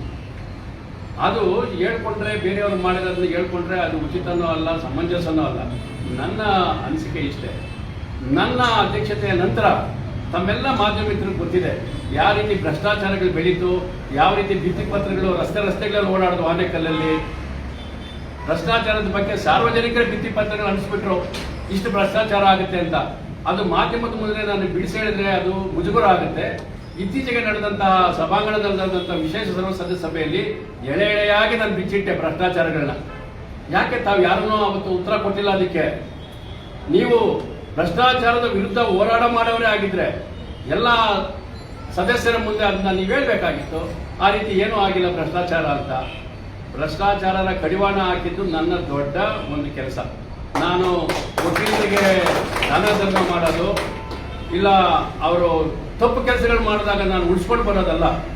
ಒಳ್ಳೆ ಕೆಲಸ ಮಾಡಿದಾಗ ಅವ್ರಿಗೆ ಅನಾನುಕೂಲವಾಗಿದ್ದಾಗ ಎಲ್ಲ ವಕೀಲರು ಸಹ ಅವರ ಶಕ್ತಾನುಸಾರ ಸಹಾಯ ಮಾಡಿದ್ದಾರೆ. ಮುಂದಕ್ಕೂ ನಾನು ನನ್ನ ಶಕ್ತಾನುಸಾರ ಯಾರೇ ವಕೀಲರಿಗೆ ಅನಾನುಕೂಲ ಆಗಿರಲಿ ನಾನು ಸಹಾಯ ಮಾಡೋಕ್ಕೆ ಸಿದ್ಧ ಇದ್ದೀನಿ. ನಾನು ಬೇರೆ ರೀತಿ ನಾನೇ ಮಾಡಿಬಿಟ್ಟೆ ಅಲ್ಲ. ನಾನೇನಾದರೂ ನನ್ನ ಅವಧಿಯಲ್ಲಿ ಮಾಡಿದ್ದೆ ನನ್ನ ಜೊತೆಯಲ್ಲಿದ್ದಂಥ ಎಲ್ಲ ಸಹೋದ್ಯೋಗಿಗಳ ಸಹಕಾರದಿಂದ ಮಾಡಿದ್ದೀನಿ. ಅವತ್ತು ನನ್ನ ವೈಯಕ್ತಿಕವಾದ ಸಾಧನೆ ಏನೂ ಇಲ್ಲ. ನಾನು ಯಾವತ್ತೂ ನನ್ನ ವೈಯಕ್ತಿಕ ಸಾಧನೆಯನ್ನು ನಾನು ಮಾಡಿದೆ ಅಂತ ಹೇಳ್ಕೊಳ್ಳೋಂಥ ವ್ಯಕ್ತಿನೂ ಅಲ್ಲ. ನನ್ನ ಸ್ನೇಹಿತರು ಇನ್ನೊಂದು ವಿಚಾರವನ್ನು ನೆನ್ನೆ ಹೇಳಿದ್ರು, ನಾನು ಸವಾಲಾಗ್ತೀನಿ, ಗೆದ್ದವರು ಇರಬೇಕು, ಸೋತವರು ಹೋಗ್ಬಿಡ್ಬೇಕು ಅಂತ. ಪ್ರಜಾಪ್ರಭುತ್ವ ಚುನಾವಣೆಯಲ್ಲಿ ಒಂದು ಕೇಳ್ತಾರೆ, ಒಬ್ರು ಸೋಲ್ತಾರೆ. ಅಂದ್ರೆ ಸೋತಾಗ ನಾವು ಹೋಗ್ಬಿಡ್ಬೇಕು ಅಂದ್ರೆ ವೃತ್ತಿ ಮಾಡೋದು ಬೇಡ ಅಂತನ. ನಾನು ನಿಮ್ಗೆ ಹೇಳ್ತೀನಿ, ತಿಳುವಳಿಕೆ ಕೊಡ್ತೀನಿ, ನಾವೇ ಗೆಲ್ಲಿ ನೀವೇ ಗೆಲ್ಲಿ, ನಾವು ಒಟ್ಟಾಗಿ ಹೋಗೋಣ. ನಾವು ಈ ವೃತ್ತಿನ ಆರಿಸಿ ವೃತ್ತಿಯನ್ನು ನಂಬಿ ಬಂದಿರುವಂತಹ ಜನ, ನಾವು ಆಚೆಗೆ ಹೋಗೋದಕ್ಕೆ ಬಂದಿರೋರಲ್ಲ. ನಮ್ಮ ಜೀವನ ಇಲ್ಲಿ ವೃತ್ತಿಯಲ್ಲಿ, ಆ ವೃತ್ತಿನ ಆರಿಸ್ಕೊಂಡು ಹೋಗ್ಬೇಕಾ ವಿನಃ ಗೆದ್ದವ್ರು ಇರೋಣ, ಸೋತವ್ರು ಹೋಗ್ಬಿಡಿ ನೀವು ಅಂದ್ರೆ ಅದಕ್ಕೆ ಅರ್ಥ ಇಲ್ಲ. ಅರ್ಥಗರ್ಭಿತವಾದಂಥ ಮಾತುಗಳು ಬೇಡ ನಮಗೆ. ನಾನು ಮಾಧ್ಯಮ ಮಿತ್ರರಲ್ಲಿ ಕೇಳ್ಕೊಳ್ಳೋದಿಷ್ಟೇ, ನನ್ನ ಪರವಾಗಿ, ನಮ್ಮ ಪರವಾಗಿ ನಾವೇನು ಎಂ.ಆರ್. ವೇಣುಗೋಪಾಲ್ರವ್ರನ್ನ ಅಧ್ಯಕ್ಷರಾಗಿ ನಿಲ್ಲಿಸಬೇಕು ಅಂತ ಹೇಳಿದ್ದೀವಿ. ನನ್ನನ್ನೇ ಅಧ್ಯಕ್ಷರನ್ನಾಗಿ ನಿಂತ್ಕೊಳ್ಳಿ ಅಂತ ಇಲ್ಲಿರುವಂಥ ಎಲ್ಲ ಹಿರಿಯ ವಕೀಲರು ಮತ್ತೊಮ್ಮೆ ಒತ್ತಾಯ ಮಾಡಿದ್ರು. ನಾನು ಒಂದು ಮಾತು ಹೇಳಿದೆ ಅವರಿಗೆ, ನೋಡಿ ನಾನು ಕಡೆಯ ಚುನಾವಣೆಯಲ್ಲಿ ನಾನು ಸ್ಪರ್ಧೆ ಮಾಡಿದಾಗ ಒಂದು ಹೇಳಿದ್ದೆ, ನನ್ನ ಸೋಲಿರಲಿ ಗೆಲುವಿರಲಿ ನಾನು ನಿಲ್ಲೋದಿಲ್ಲ ಮುಂದಕ್ಕೆ ಅಂತ ಹೇಳ್ತೀನಿ. ಆ ಮಾತಿಗೆ ನಾನು ನಡ್ಕೊಂಡಿದ್ದೀನಿ. ನಾನು ಹೇಳಿದೆ, ನೀವೆಲ್ಲ ಎಷ್ಟೇ ನೀವು ಕೇಳ್ಕೊಂಡ್ರು ಕೂಡ ನಾನು ನನ್ನ ಮಾತಿಗೆ ಬದ್ಧವಾಗಿದ್ದೀನಿ. ದಯವಿಟ್ಟು ನೀವು ನಿಂತ್ಕೊಳ್ಳಿ ಸರ್, ನಾವು ಮಾಡ್ತೀವಿ ಅಂತ ಹೇಳಿದ್ದೀವಿ. ವೇಣುಗೋಪಾಲ್ ಸರ್ ಅವರು ಬೃಹದಾಕಾರವಾಗಿ ಬೆಳೆದಿರುವಂಥ ಬೆಂಗಳೂರು ವಕೀಲರ ಸಂಘದಲ್ಲಿ ಚುನಾವಣೆಗಳನ್ನು ನಡೆದಿರುವ 2-3 ಚುನಾವಣೆಗಳಲ್ಲೂ ಕೂಡ ಅವರು ಅಲ್ಲಿ ಕಾರ್ಯನಿರ್ವಹಿಸಿದ್ದಾರೆ. ಮತ್ತು ಸಹಕಾರ ಸಂಘದಲ್ಲಿ ಖಜಾಂಚಿಯಾಗಿ ಕಾರ್ಯನಿರ್ವಹಿಸಿದ್ದಾರೆ. ಹಿರಿಯ ನ್ಯಾಯವಾದಿಗಳು. ಅವ್ರು ಯಾರ ಮೇಲೇನೂ ದ್ವೇಷ ಮಾಡಿ ನಾನೇ ಮಾಡಿದೆ ನನ್ನಿಂದ ಅಂತ ಹೇಳ್ಕೊಳ್ಳುವಂಥ ಪ್ರವೃತ್ತಿ ಅವರಲ್ಲಿಲ್ಲ. ಅವರನ್ನು ಅಧ್ಯಕ್ಷ ಸ್ಥಾನಕ್ಕೂ, ಬಾಲರೆಡ್ಡಿ ಅವರನ್ನು ಕಾರ್ಯದರ್ಶಿ ಸ್ಥಾನಕ್ಕೂ, ನಮ್ಮ ಶಿವರಾಜರವರನ್ನು ಉಪಾಧ್ಯಕ್ಷ ಸ್ಥಾನಕ್ಕೂ, ನಮ್ಮ ಶಾರದಾಮಣಿ ಅವರನ್ನು ಖಜಾಂಚಿ ಸ್ಥಾನಕ್ಕೂ, ಉಳಿಕೆ ಇರುವಂತಹ ಮಹಿಳಾ ಮೀಸಲಾತಿಯಲ್ಲಿ ಆಶಾ, ನೀಲಮ್ಮ, ನಿರ್ಮಲಾರವರನ್ನು ಕಾರ್ಯಕಾರಿ ಮಂಡಳಿಗೂ ಮತ್ತು ಲಕ್ಷ್ಮೀ ಸಂಪತ್, ಮಾದೇಶ್, ಮೋಹನ್, ಮುರಳಿ, ಮೂರ್ತಿ, ಪುರುಷೋತ್ತಮ, ರಮೇಶ್, ಸತೀಶ್, ರಾಜ್ಕುಮಾರ್, ಶಿವಕುಮಾರ್, ತಿಮ್ಮರಾಜು ಇವರೆಲ್ಲರನ್ನು ಕೂಡ ಆಡಳಿತ ಮಂಡಳಿ ಸದಸ್ಯರನ್ನಾಗಿ ನಿಲ್ಲಿಸಿದ್ದೀವಿ. ಎಲ್ಲ ಹೊಸ ಮುಖಗಳು. ಮೋಹನ್ ಅವರೊಬ್ಬರು ಮಾತ್ರ ಒಂದ್ಸರಿ ಗೆದ್ದಿದ್ರು, ಈಗ ನಿಂತಿದ್ದಾರೆ. ಉಳಿದವರೆಲ್ಲರೂ ಹೊಸ ಮುಖಗಳೇ. ನಾವು ಅಧಿಕಾರ ನಡೆಸೋಣ, ಬೇರೆಯವ್ರಿಗೂ ಅಧಿಕಾರ ಹಂಚ್ಕೊಂಡು ಹೋಗೋಣ. ನಾವೊಬ್ಬರೇ ಮಾಡೋದಲ್ಲ, ಬೇರೆಯವ್ರನ್ನು ನಾವು ಬೆಳೆಸಬೇಕು. ಆ ದೃಷ್ಟಿಯಲ್ಲಿ ನಾನು ನಮ್ಮಲ್ಲಿ ವಿನಂತಿ ಮಾಡ್ಕೊಳ್ಳೋದೇನೆಂದರೆ, ನಮ್ಮ ಈ ಹೊಸ ಮುಖಗಳು ಒಳ್ಳೆಯ ಬೆಳವಣಿಗೆಯ ಹಾದಿಯಲ್ಲಿ ಮುನ್ನಡೀತಾರೆ ಅಂತ ನನಗೆ ಆಶ್ವಾಸನೆ ಇದೆ. ಮತ್ತೊಂದು ವಿಚಾರನ ನಮ್ಮ ಸ್ನೇಹಿತರು ನೆನ್ನೆ ಪ್ರಸ್ತಾಪ ಮಾಡಿದ್ರು, ಇಂಡ್ರವಾಡಿಯಿಂದ ಮುಂದೆ ತಗೊಂಡೋಗಿ ಕೋರ್ಟ್ ಮಾಡಿಬಿಡೋಣ ಅಂತ. ತಮಗೆಲ್ಲ ಗೊತ್ತಿರೋಂಥ ವಿಚಾರ, ತಾಲೂಕು ಕಚೇರಿ ಎಲ್ಲಿದೆಯೋ ಅಲ್ಲಿ ನ್ಯಾಯಾಲಯ ಇದ್ರೇನೆ ಅದು ಸರೋಗೋದು. ಅದಕ್ಕೆ ಸಾಕಷ್ಟು ಸ್ಥಳಾವಕಾಶ ಇಲ್ಲಿದೆ. ನ್ಯಾಯಾಲಯದ ಮುಂಭಾಗದಲ್ಲಿರುವ ವಸತಿಗಳನ್ನು ತೆರವು ಮಾಡಿದ್ರೆ ಭವ್ಯವಾದ ಸಂಕೀರ್ಣವನ್ನು ಇಲ್ಲಿ ನಿರ್ಮಾಣ ಮಾಡ್ಬೋದು. ನ್ಯಾಯಾಲಯಗಳಿಗೆ ಸಾಕಷ್ಟು ಸ್ಥಳಾವಕಾಶ ಇಲ್ಲಿದೆ. ನ್ಯಾಯಾಲಯದ ಮುಂಭಾಗದಲ್ಲೂ ಶಿಥಿಲವಾದ ಕಟ್ಟಡಗಳಿದೆ. ಇವೆಲ್ಲ ತಗೊಳ್ಬೇಕು. ನಾನು ಮುಂದೆ ಬರುವಂಥ ನಮ್ಮ ತಂಡವನ್ನು ನಾನು ಕೋರ್ತೀನಿ. ಯಾವುದೇ ಕಾರಣಕ್ಕೂ ನ್ಯಾಯಾಲಯ ಬೇರೆ ಕಡೆ ಸ್ಥಳಾಂತರ ಆಗೋದು ಉಚಿತ ಅಲ್ಲ. ಸಾರ್ವಜನಿಕರಿಗೂ ಅನಾನುಕೂಲ. ವಕೀಲರು ಇಲ್ಲಿಂದ ಹೋಗಿ ಅಲ್ಲಿ ಹೌಸಿಂಗ್ ಬೋರ್ಡಲ್ಲಿ ನಾವು ಮನೆಗಳು ತಗೊಂಡು ಅಲ್ಲೊಂದು ಆಫೀಸ್ ಮಾಡಬೇಕಾಗುತ್ತೆ. ಅದು ಆಗದಂಥ ಕೆಲಸ. ಇಲ್ಲೇ ತಾಲೂಕಿನ ಮಟ್ಟದಲ್ಲೇ ಭವ್ಯವಾದ ಕಟ್ಟಡ ನಿರ್ಮಾಣ ಮಾಡಲು ಅವ್ರಿಗೆ ನಾನು ಹೇಳಿದ್ದೀನಿ. ನಿಮ್ಮ ಮುಂದೆ ಗೆದ್ದು ಬಂದಾಗ ದಯವಿಟ್ಟು ಆದ್ಯತೆಯ ಮೇರೆಗೆ ಈ ಕೆಲಸ ಮಾಡಿ ಅಂತ ಹೇಳಿದ್ದೀನಿ. ಮಾಡ್ತಾರೆ. ಎಲ್ಲರಿಗೂ ಒಳ್ಳೆಯದಾಗಲಿ, ಎಲ್ಲ ಸಮಬಾಳ್ವೆಯಿಂದ ಸಹಾನುಭೂತಿಯಿಂದ ನಡ್ಕೊಂಡು ಹೋಗೋಣ ಅಂತ ಹೇಳಿ ನನ್ನ ಮಾತು ಮುಕ್ತಾಯ ಮಾಡ್ತೇನೆ. ನನ್ನ ಆತ್ಮೀಯ ಮಾಧ್ಯಮ ಮಿತ್ರರಿಗೆ ನಾನು ಮೊದಲನೇದಾಗಿ ಧನ್ಯವಾದಗಳು ಹೇಳೋಕ್ಕೆ ಇಷ್ಟಪಡ್ತೇನೆ. ಕಾರಣ ಇಷ್ಟೇ, ನಿನ್ನೆ ಒಂದು ಪತ್ರಿಕಾಗೋಷ್ಠಿ ತಾವು ಮಾಡಿದಿರಿ. ಪತ್ರಿಕಾಗೋಷ್ಠಿ ಪ್ರಶ್ನೆಗಳು ಸಹ ತಾವು ನಮ್ಮ ಅಸೋಸಿಯೇಟ್ ವಿಚಾರದಲ್ಲಿ ಎತ್ತಿದ್ದೀರಿ. ಅದಕ್ಕೆ ನನ್ನ ಮೊದಲನೇದಾಗಿ ತಮಗೆ ಧನ್ಯವಾದಗಳು. ಎರಡನೇದಾಗಿ ನಾವು ಈ ವಕೀಲರು ನಡೆಯುವಂಥ ಎಲೆಕ್ಷನ್ನ ಇಷ್ಟೊಂದು ಮಟ್ಟಿಗೆ ತಗೊಂಡೋಗುವಂಥ ಅಭಿಪ್ರಾಯ ಇರಲಿಲ್ಲ, ಅವಶ್ಯಕತೆಯೂ ಇರಲಿಲ್ಲ. ನನ್ನ ಮಟ್ಟಿಗೆ ಹೇಳೋದೇ ಆದರೆ ಪ್ರಜಾಪ್ರಭುತ್ವದಲ್ಲಿ, ರಾಜಕೀಯದಲ್ಲಾಗಲಿ, ಯಾವುದೇ ಅಸೋಸಿಯೇಷನ್ಗಳಾಗಲಿ ಎಲೆಕ್ಷನ್ ಆಗೋದು ಅದು ಒಂದು ಪ್ರಕೃತಿ ನಿಯಮ. ಅವ್ರು ಹೇಳೋದು ಈಗ 12 ವರ್ಷ ನಾವು ಮಾಡಿದ್ವಿ, ಮತ್ತೆ ನಮಗೆ ಬೇಕು ಅಂತ ಕೇಳಬೇಕಾದ್ರೆ ಎಷ್ಟು ಧರ್ಮ ಇದೆ. ಮೊದಲನೇದಾಗಿ ಎಲೆಕ್ಷನ್ ಅಲ್ಲಿ ಇದಕ್ಕೆ ಮೊದಲು ಯಾವತ್ತೂ ಸಹ ನಾವು ನಿಲ್ಲಲ್ಲ, ನೆಕ್ಸ್ಟ್ ಟೈಮ್ ಬಿಟ್ಕೊಡ್ತೀವಿ ಅಂತ ಹೇಳಿದಂಥವ್ರು ಆಗಲ್ಲ ಅಂತಿದ್ದ ಕಾರಣಕ್ಕೋಸ್ಕರ ಎಲೆಕ್ಷನ್ ಬಂದಿಲ್ಲ. ಇನಾನಿಮಸ್ ಆಗಿ ಮಾಡ್ಬೇಕಿತ್ತು. ತಿಳ್ಕೊಳ್ಳಿ, ನನ್ನ ವೃತ್ತಿಲಿ ನಾನು 4 ಡಿಕೇಡ್ಸ್ ಅಂದರೆ 40 ವರ್ಷ ನನ್ನ ರಾಜಕೀಯ ಜೀವನದಲ್ಲಿ ನಾನು ಮಾಡಿದ್ದೀನಿ. ನನ್ನ ಮೇಲೆ ಯಾವುದೇ ಥರದ ಒಂದು ಚಿಕ್ಕ ಬಿಳಿ ಸಾಸಿವೆ ಕಾರಣಷ್ಟು ಸಹ ನಾನು ಯಾವುದು ಇದು ಮಾಡಿಲ್ಲ. ನಾನು ವೈಯಕ್ತಿಕವಾಗಿ ನಾನು ಹೇಳ್ತೀನಿ, ಇವತ್ತಿನ ದಿನ ಎಲ್ಲ ನನ್ನ ಹಿರಿಯರು, ನನ್ನ ಸ್ನೇಹಿತರು ಮತ್ತು ನನ್ನ ಹಿತೈಷಿಗಳು ಇವತ್ತಿನ ದಿನ ಏನು ನನ್ನ ಗುರುತಿಸಿ ನನ್ನ ಅಧ್ಯಕ್ಷ ಸ್ಥಾನದಲ್ಲಿ ನೀವು ಇರಬೇಕು ಅಂತ ಅವ್ರು ಕೇಳಿದ ಒಮ್ಮತದ ಮೇಲೆ ನಾನು ಒಪ್ಪಿ ನಾನು ಇವತ್ತಿನ ಅಧ್ಯಕ್ಷ ಸ್ಥಾನದಲ್ಲಿ ನಾನು ಇಟ್ಟಿದ್ದೀನಿ. ನಂದು ಒಂದೇ, ನನ್ನ ವಕೀಲ ವೃಂದ ಏನಿದ್ದಾರೆ ಎಲ್ಲ ಸದಸ್ಯರು ಸಹ ನನ್ನ ಕುಟುಂಬ ಇದ್ದಂಗೆ. ನಾನು ಯಾರಿಗೂ ತಾರತಮ್ಯ ಮಾಡಲ್ಲ. ಅವ್ರಿಗಾಗಿದ್ದ ಕಷ್ಟಗಳು, ಇವಾಗ ನಡೀತಿರತಕ್ಕಂಥ ತೊಂದರೆಗಳು, ಅದನ್ನು ನಿವಾರಣೆ ಮಾಡಬೇಕು ಅನ್ನೋಂಥ ಕಾರಣನೇ ನನಗಿರೋದಷ್ಟೇ. ಇನ್ನೊಂದು, ಈ ವಕೀಲರಲ್ಲಿ ಆಗಿದ್ದ ಎಲ್ಲ ಕೆಲಸಗಳು ಇವತ್ತೇನು ನಡೆದಿದ್ದಾವೆ, ಹಿಂದೆ ಮಾಡಿದ್ದಾರೆ ಮುಂದೆ ಮಾಡ್ತೀವಿ ಅನ್ನೋದಲ್ಲ. ನಾನು ಯಾವುದು ಬಾಯಲ್ಲಿ ಹೇಳಲ್ಲ, ಮಾಡಿ ತೋರಿಸೋಂಥ ವ್ಯಕ್ತಿ ನಾನು. 40 ವರ್ಷದಲ್ಲಿ ಜೀವನದಲ್ಲಿ ನಾನು ಆಗಿದ್ದ ವೃತ್ತಿ ಧರ್ಮದಲ್ಲಿ ನನ್ನ ಕಕ್ಷಿದಾರನಿಗೆ ಆಗಲಿ, ನನ್ನ ವಕೀಲರಿಗೆ ಆಗಿರೋಂಥ ನೋವು ಕಷ್ಟ ನಾನು ಅರ್ಥಕೊಂಡಿದ್ದೀನಿ. ಇದನ್ನ ಏನಾದರೂ ಮಾತ್ರ ಬದಲಾವಣೆ ಮಾಡಬೇಕು.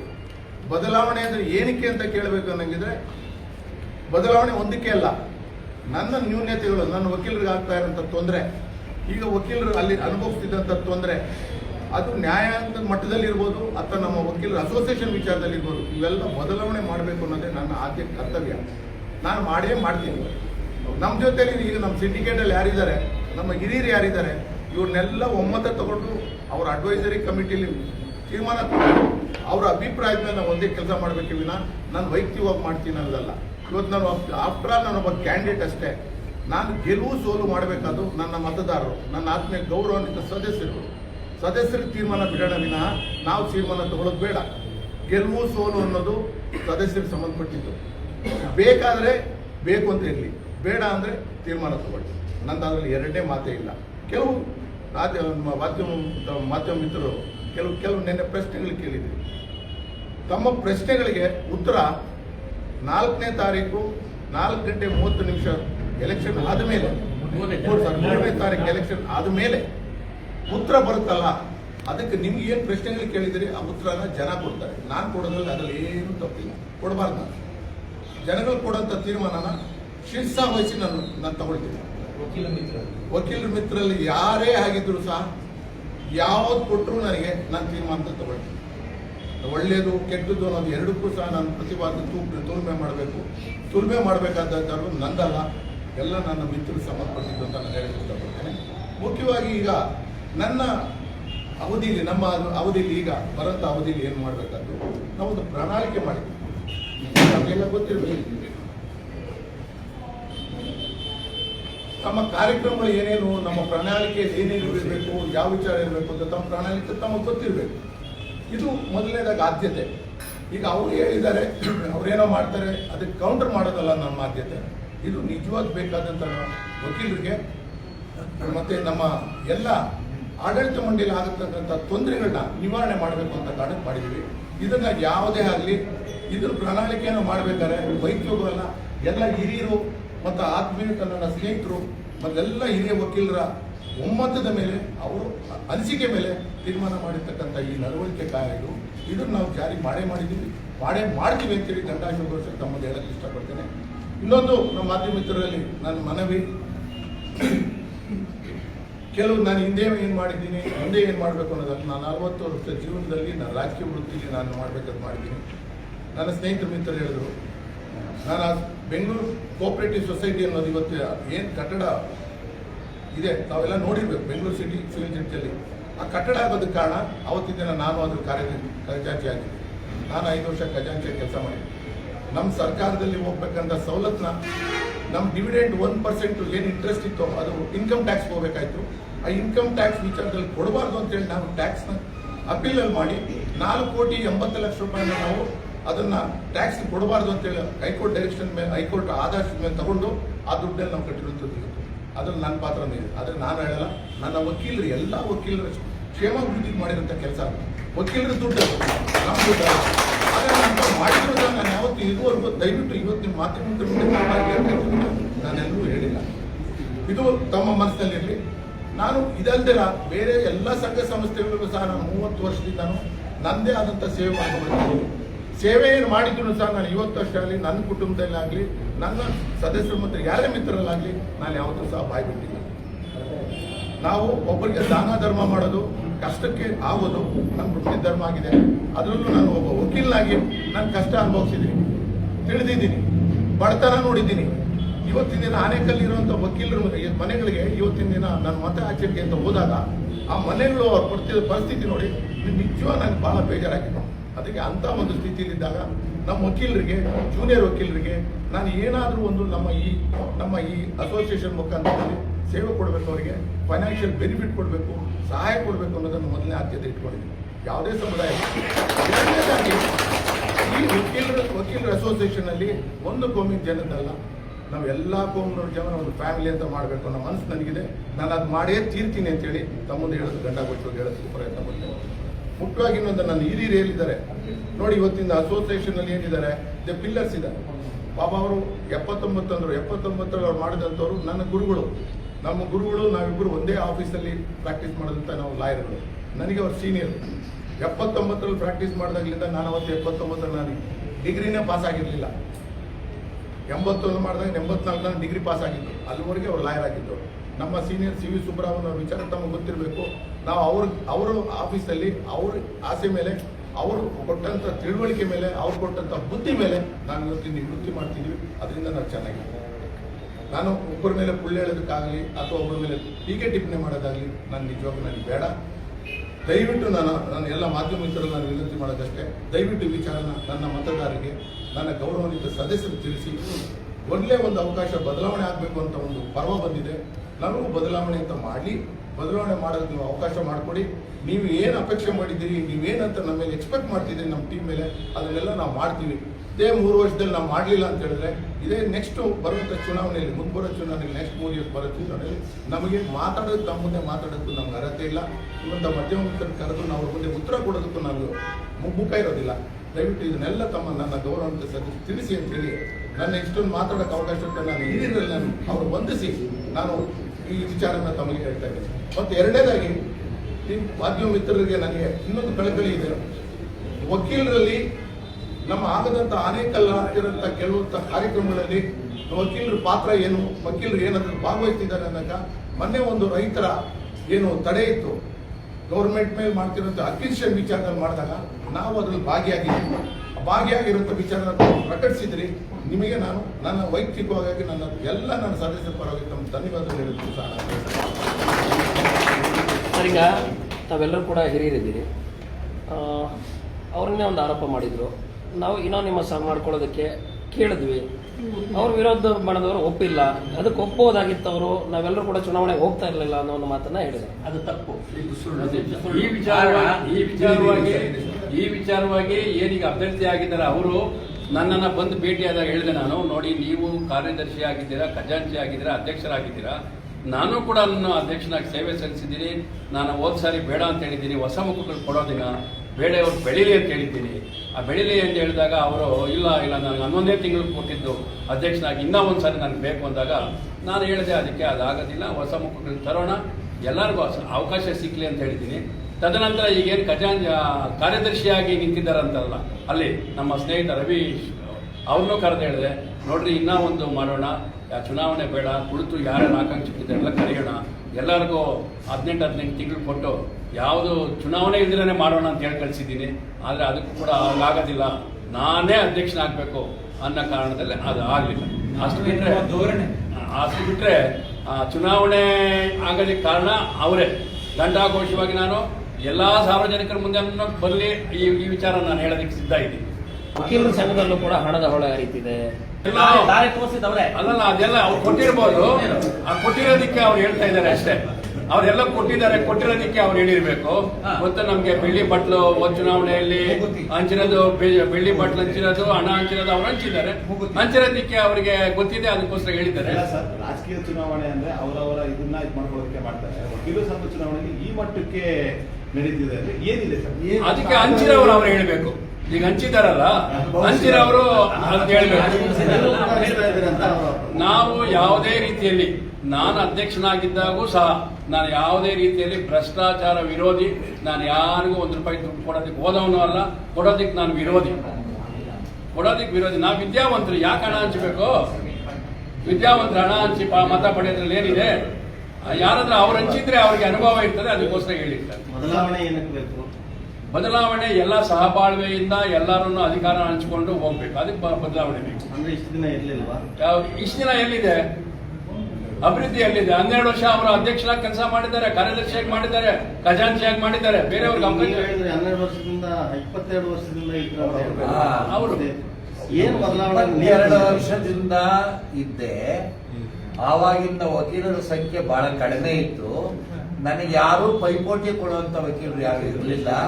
ನೀವೇ ಆಗಬೇಕು ಅಂತ ಅಷ್ಟು ವರ್ಷ ನಾನು ಯುನಾನಿಮಸ್ ಆಗಿ ಆಜ್ಞೆ ಹೊರತಾಗಿ ಯಾವ ಚುನಾವಣೆನೂ ನಾನು ಎದುರಿಸಿಲ್ಲ. ಎಲ್ಲರೂ ಒಮ್ಮತದಿಂದ ನೀವೇ ಅಧ್ಯಕ್ಷರಾಗಿರ್ಬೇಕು, ನೀವೇ ಸರಿಯಾದ ಅಭ್ಯರ್ಥಿ ಅದಕ್ಕೆ ಅಂತ ಹೇಳಿ ಒಕ್ಕಲಿನಿಂದ ಯುನಾನಿಮಸ್ ಆಗಿ ನನ್ನನ್ನು ಮುಂದುವರಿಸಿದ್ರು. ನಾನು ಯಾರಿಗೂ ಪೈಪೋಟಿ ಕೊಟ್ಟವನಲ್ಲ. ಈ ರೀತಿ ಇದು ಹಣದ ಹೊಳೆ ಆಗ್ಲಿ, ಆಮಿಷ ಆಗ್ಲಿ ಅಂತ ಈ ಎಲ್ಲ ಅಲಿಗೇಷನ್ ನನ್ನ ಪೀರಿಯಡ್ ಅಲ್ಲಿ ಇರಲಿಲ್ಲ.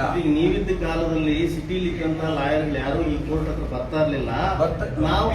ನಾವು ಅಧ್ಯಕ್ಷರಾದ್ಮೇಲೆ ಸಿಟಿಲಿ ಇರ್ತಕ್ಕಂಥ ಲಾಯರ್ಗಳೆಲ್ಲ ಇಲ್ಲಿ ಬಂದು ಆಫೀಸ್ ಓಪನ್ ಮಾಡೋಷ್ಟು ಮಟ್ಟಿಗೆ ಡೆವಲಪ್ ಆಯ್ತು. ಸುಳ್ಳು ಹೇಳಿ. ನಾನು ಅಧ್ಯಕ್ಷನಾಗಿದ್ದಾಗ ಜೂನಿಯರ್ ಡಿವಿಷನ್ ಇದ್ದಿದ್ದು 2006ರಲ್ಲಿ ಸೀನಿಯರ್ ಡಿವಿಷನ್ ಕೋರ್ಟ್ ಬಂತು. ಸೀನಿಯರ್ ಡಿವಿಷನ್ ಕೋರ್ಟ್ ಬಂದ್ರೆ ಅದಕ್ಕೆ ಇನ್ಫ್ರಾಸ್ಟ್ರಕ್ಚರ್ ಇರಲಿಲ್ಲ. ಇದೇ ವಿಶ್ವನಾಥ್ ಅವರು ಇವತ್ತಿನ ದಿವಸನೂ ಕೂಡ ಸೀನಿಯರ್ ಡಿವಿಷನ್ ಕೋರ್ಟ್ ನಲ್ಲಿರೋ ಹಾರ್ಸ್ ಸ್ಟೇಬಲ್ ಇವರು ಸ್ವಂತ ಖರ್ಚಿನಿಂದ ಮಾಡಿಸಿದ್ದು. ಪ್ರತಿಯೊಂದನ್ನು ನಾವು ಮಾಡಿಸಿದ್ದು. ಹಾರ್ಸ್ ಟೇಬಲ್ ಸರ್ಕಾರದಿಂದ ಆಗಲಿ, ಜುಡಿಷಿಯಲ್ ಡಿಪಾರ್ಟ್ಮೆಂಟ್ ಇಂದ ಕೊಟ್ಟಿದ್ದಲ್ಲ. ಇದೇ ವಿಶ್ವನಾಥ್ ಮಾಡಿಸ್ಕೊಂಡ್ಬಂದು ಹಾಕಿದ್ದು. ವಿಶ್ವನಾಥ್ ಇವತ್ತು ಇಲ್ಲಿ ಜೀವಂತ ಕುಂತಿದ್ದಾರೆ ಪಕ್ಕದಲ್ಲಿ. ಯಾವತ್ತೂ ಹೇಳ್ಕೊಟ್ಟಿಲ್ಲ. ಆ ಸೀನಿಯರ್ ಡಿವಿಷನ್ ಬಂದಾಗ ಮೊದಲು ಜೂನಿಯರ್ ಡಿವಿಷನ್ ಇಂದ ಅಪೀಲು ಬೆಂಗಳೂರಿಗೆ ಹೋಗ್ತಾ ಇತ್ತು. ಯಾವಾಗ ಸೀನಿಯರ್ ಡಿವಿಷನ್ ಇಲ್ಲಿ ಓಪನ್ ಆಯ್ತು, ಹಲವಾರು ವಕೀಲರುಗಳು ಬೆಂಗಳೂರಿನಿಂದ ಬಂದು ಆನೇಕಲ್ನಲ್ಲಿ ತಮ್ಮ ಅಪೀಲ್ಗಳು ನಮಗೆ ಬರಲಿ ಅನ್ನೋ ಉದ್ದೇಶದಿಂದ ಇಲ್ಲ ಆಫೀಸ್ ಓಪನ್ ಮಾಡಿದ್ರು. ಅದು ನಮ್ಮ ಕಾಲದಲ್ಲಿ ಆಗಿದ್ದೇ ಹೊರತಾಗಿ ಇವ್ರ ಕಾಲದಲ್ಲಿ ಆಗಿದ್ದಲ್ಲ. ಇಲ್ಲ ಕ್ರೆಡಿಟ್ ನಮ್ಗೆ ಸಲ್ಲುತ್ತೆ ಅಂತ ಹೇಳ್ಕೊತಾರೆ ಅಷ್ಟೇ. ಈಗ ತಾವು ಇವಾಗಲೇ ಹೋದ್ರೆ ಆ ಸೀನಿಯರ್ ಡಿವಿಷನ್ ಬಾಗಿಲ ಪಕ್ಕದಲ್ಲಿ ಒಂದು ನಾಮಫಲಕ ಇದೆ. ಆ ನಾಮಫಲಕದಲ್ಲಿ ಅಧ್ಯಕ್ಷ ಅನ್ನೋ ಜಾಗದಲ್ಲಿ ಬಿ ನಾರಾಯಣ ಸ್ವಾಮಿ ಅಂತ ಇದೆ. ಅದೇ ನಾನು. ಹೋಗಿ ನೋಡಿ. ಅದೇ ಸುಳ್ಳು ಯಾಕೆ ಅಂತಾರೆ? ಈಗಲೇ ಹೋಗಿ ಯಾವ ಸೀನಿಯರ್ ಡಿವಿಷನ್ ಓಪನ್ ಆಯ್ತಲ್ಲ ಆ ಸೀನಿಯರ್ ಡಿವಿಷನ್ ಗೋಡೆ ಮೇಲೆ ದೊಡ್ಡ ನಾಮಫಲಕ ಇದೆ. ಆ ನಾಮಫಲಕದಲ್ಲಿ ಅಧ್ಯಕ್ಷರು ಅನ್ನೋದ್ರ ಕೆಳಗಡೆ ಬಿ ನಾರಾಯಣ ಸ್ವಾಮಿ ಅಂತ ಹೆಸರಿದೆ.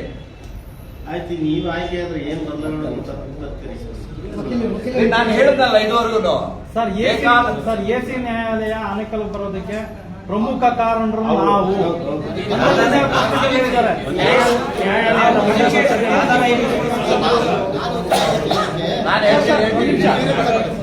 ಅದಕ್ಕೆ ಇಲ್ಲಿ ನಮ್ಮ ತಾಲೂಕಿನಲ್ಲಿ ಬಿಜೆಪಿ ಮಂಡಲ ಅಧ್ಯಕ್ಷರಂತ ಮುನ್ರಾಜ್ ಗೌಡರ ಕಾಲದಲ್ಲಿ ಅವರು ಆರ್ ಅಶೋಕ್ ರೆವಿನ್ಯೂ ಮಿನಿಸ್ಟರ್ ಆಗಿದ್ದಾಗ ಲೆಟರ್ ಕೊಟ್ಟು ಸ್ಯಾಂಕ್ಷನ್ ಮಾಡಿಸಿದ್ರು.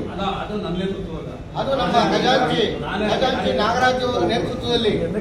ಆಗ ಕೆಲವು ಬೆಂಗಳೂರು ವಕೀಲರು ಎಸಿ ನ್ಯಾಯಾಲಯ ಆನೇಕಲ್ ಬಂದ್ರೆ ನಾವು ಆನೇಕಲ್ ಬರಬೇಕಾಗುತ್ತೆ ಅಂತ ಅಲ್ಲಿ ತಡೆ ಹಿಡಿದ್ರು. ಅದು ಪೆಂಡಿಂಗ್ ಅಲ್ಲೇ ಇತ್ತು. ಮಾನ್ಯ ಈ ಕಾಂಗ್ರೆಸ್ ಗೌರ್ಮೆಂಟ್ ಬಂದ ಮೇಲೆ ನಮ್ಮ ಡಿ.ಕೆ. ಶಿವಕುಮಾರ್ ಉಪಮುಖ್ಯಮಂತ್ರಿ ಆದ್ಮೇಲೆ ಇದೇ ಅಧ್ಯಕ್ಷರು ಮತ್ತು ಅವರು ನನ್ನ ಬಂದು ಮೀಟ್ ಮಾಡಿದ್ರು. ನಾನು ಇಲ್ಲಿ ಕಾನೂನು ಘಟಕದ ಅಧ್ಯಕ್ಷರು ಕಾಂಗ್ರೆಸ್ಗೆ.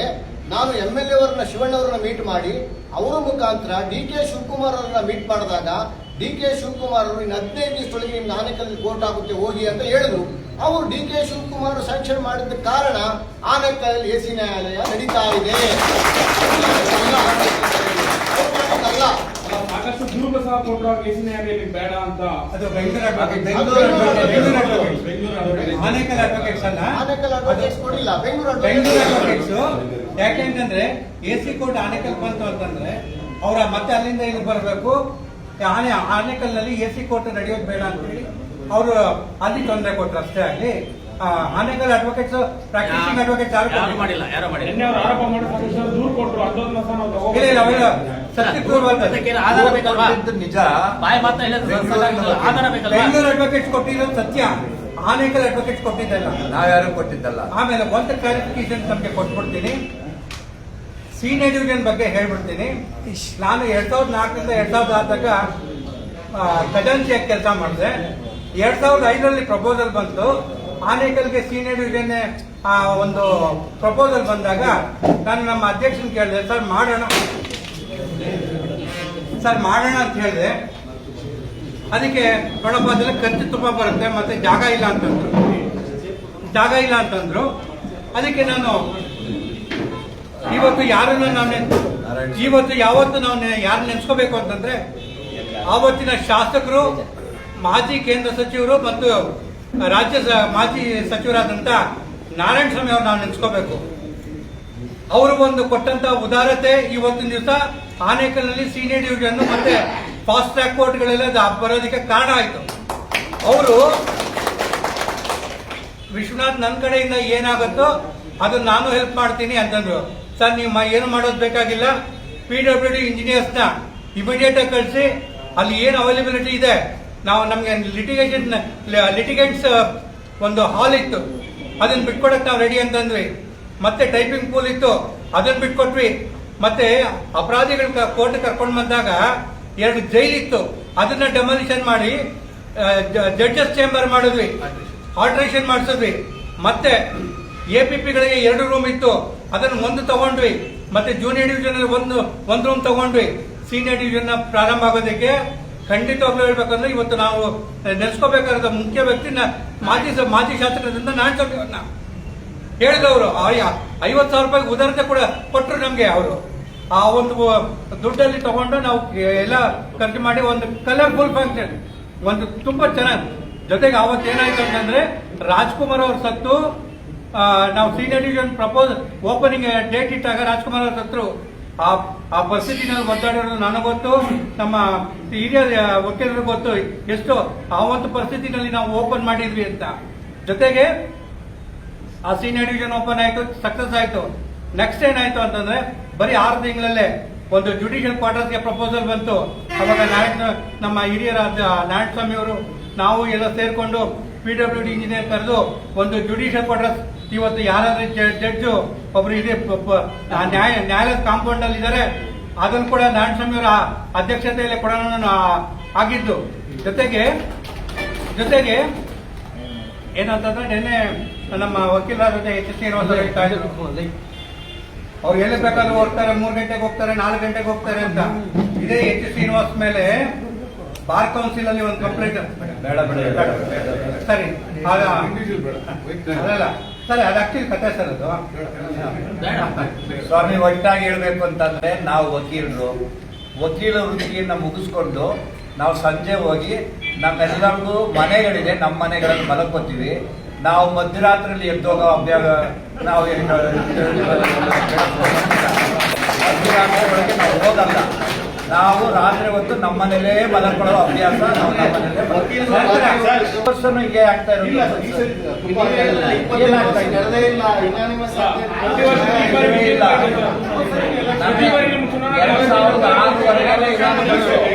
ಆಮೇಲೆ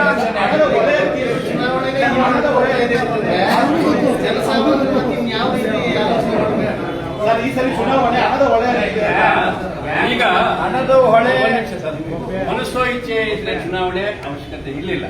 ನನ್ನ ಅಧ್ಯಕ್ಷತೆಯಲ್ಲಿ ನನ್ನ ಅವಧಿ ಮುಗಿದ ತಕ್ಷಣ ಮತ್ತೊಬ್ಬ ಸ್ನೇಹಿತರು ಇಲ್ಲಿ ಚುನಾವಣೆಯಲ್ಲಿ ಗೆದ್ರು. ಆ ನಂತರ ಆದಂತಹ ಚುನಾವಣೆಯಲ್ಲಿ ನಾನೇ ಮುಂದಾಳತ್ವದಲ್ಲಿ ಚುನಾವಣೆ ಇಲ್ಲದೇ ಇನಾನಮಸ್ ಆಗಿ ಮಾಡಿದ್ವಿ. ವಿಜಯಕುಮಾರ್ ಅವ್ರನ್ನ ಕಾರ್ಯದರ್ಶಿಯಾಗಿ ಮಾಡಿದ್ವಿ, ಸಂಪತ್ ಅವ್ರನ್ನ SL ಸಂಪತ್ ಕುಮಾರ್ ಅವ್ರನ್ನ ಪ್ರೆಸಿಡೆಂಟ್ ಮಾಡಿದ್ವಿ. ಆಗ ಯಾಕೆ ಚುನಾವಣೆ ಮಾಡಿದ್ವಿ? ಸಾಮರಸ್ಯ ಇತ್ತು, ಮತ್ತೆ ಇಚ್ಛಾ ಮನೋಶಕ್ತಿ ಇತ್ತು, ಹೊಸಬರು ಕೊಡಬೇಕು ಅಂತ.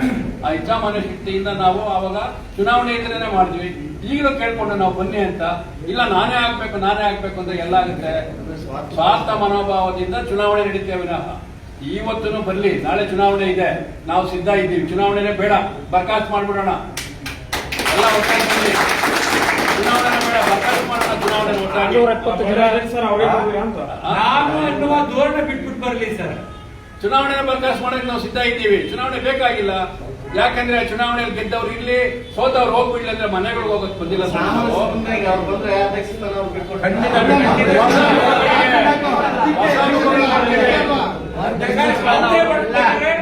ಹೊಸಬ್ರನ್ನ ಕೊಡ್ಲಿ, ಅವರೇ ಚೂಸ್ ಮಾಡ್ಲಿ ಹೊಸಬ್ರನ್ನ.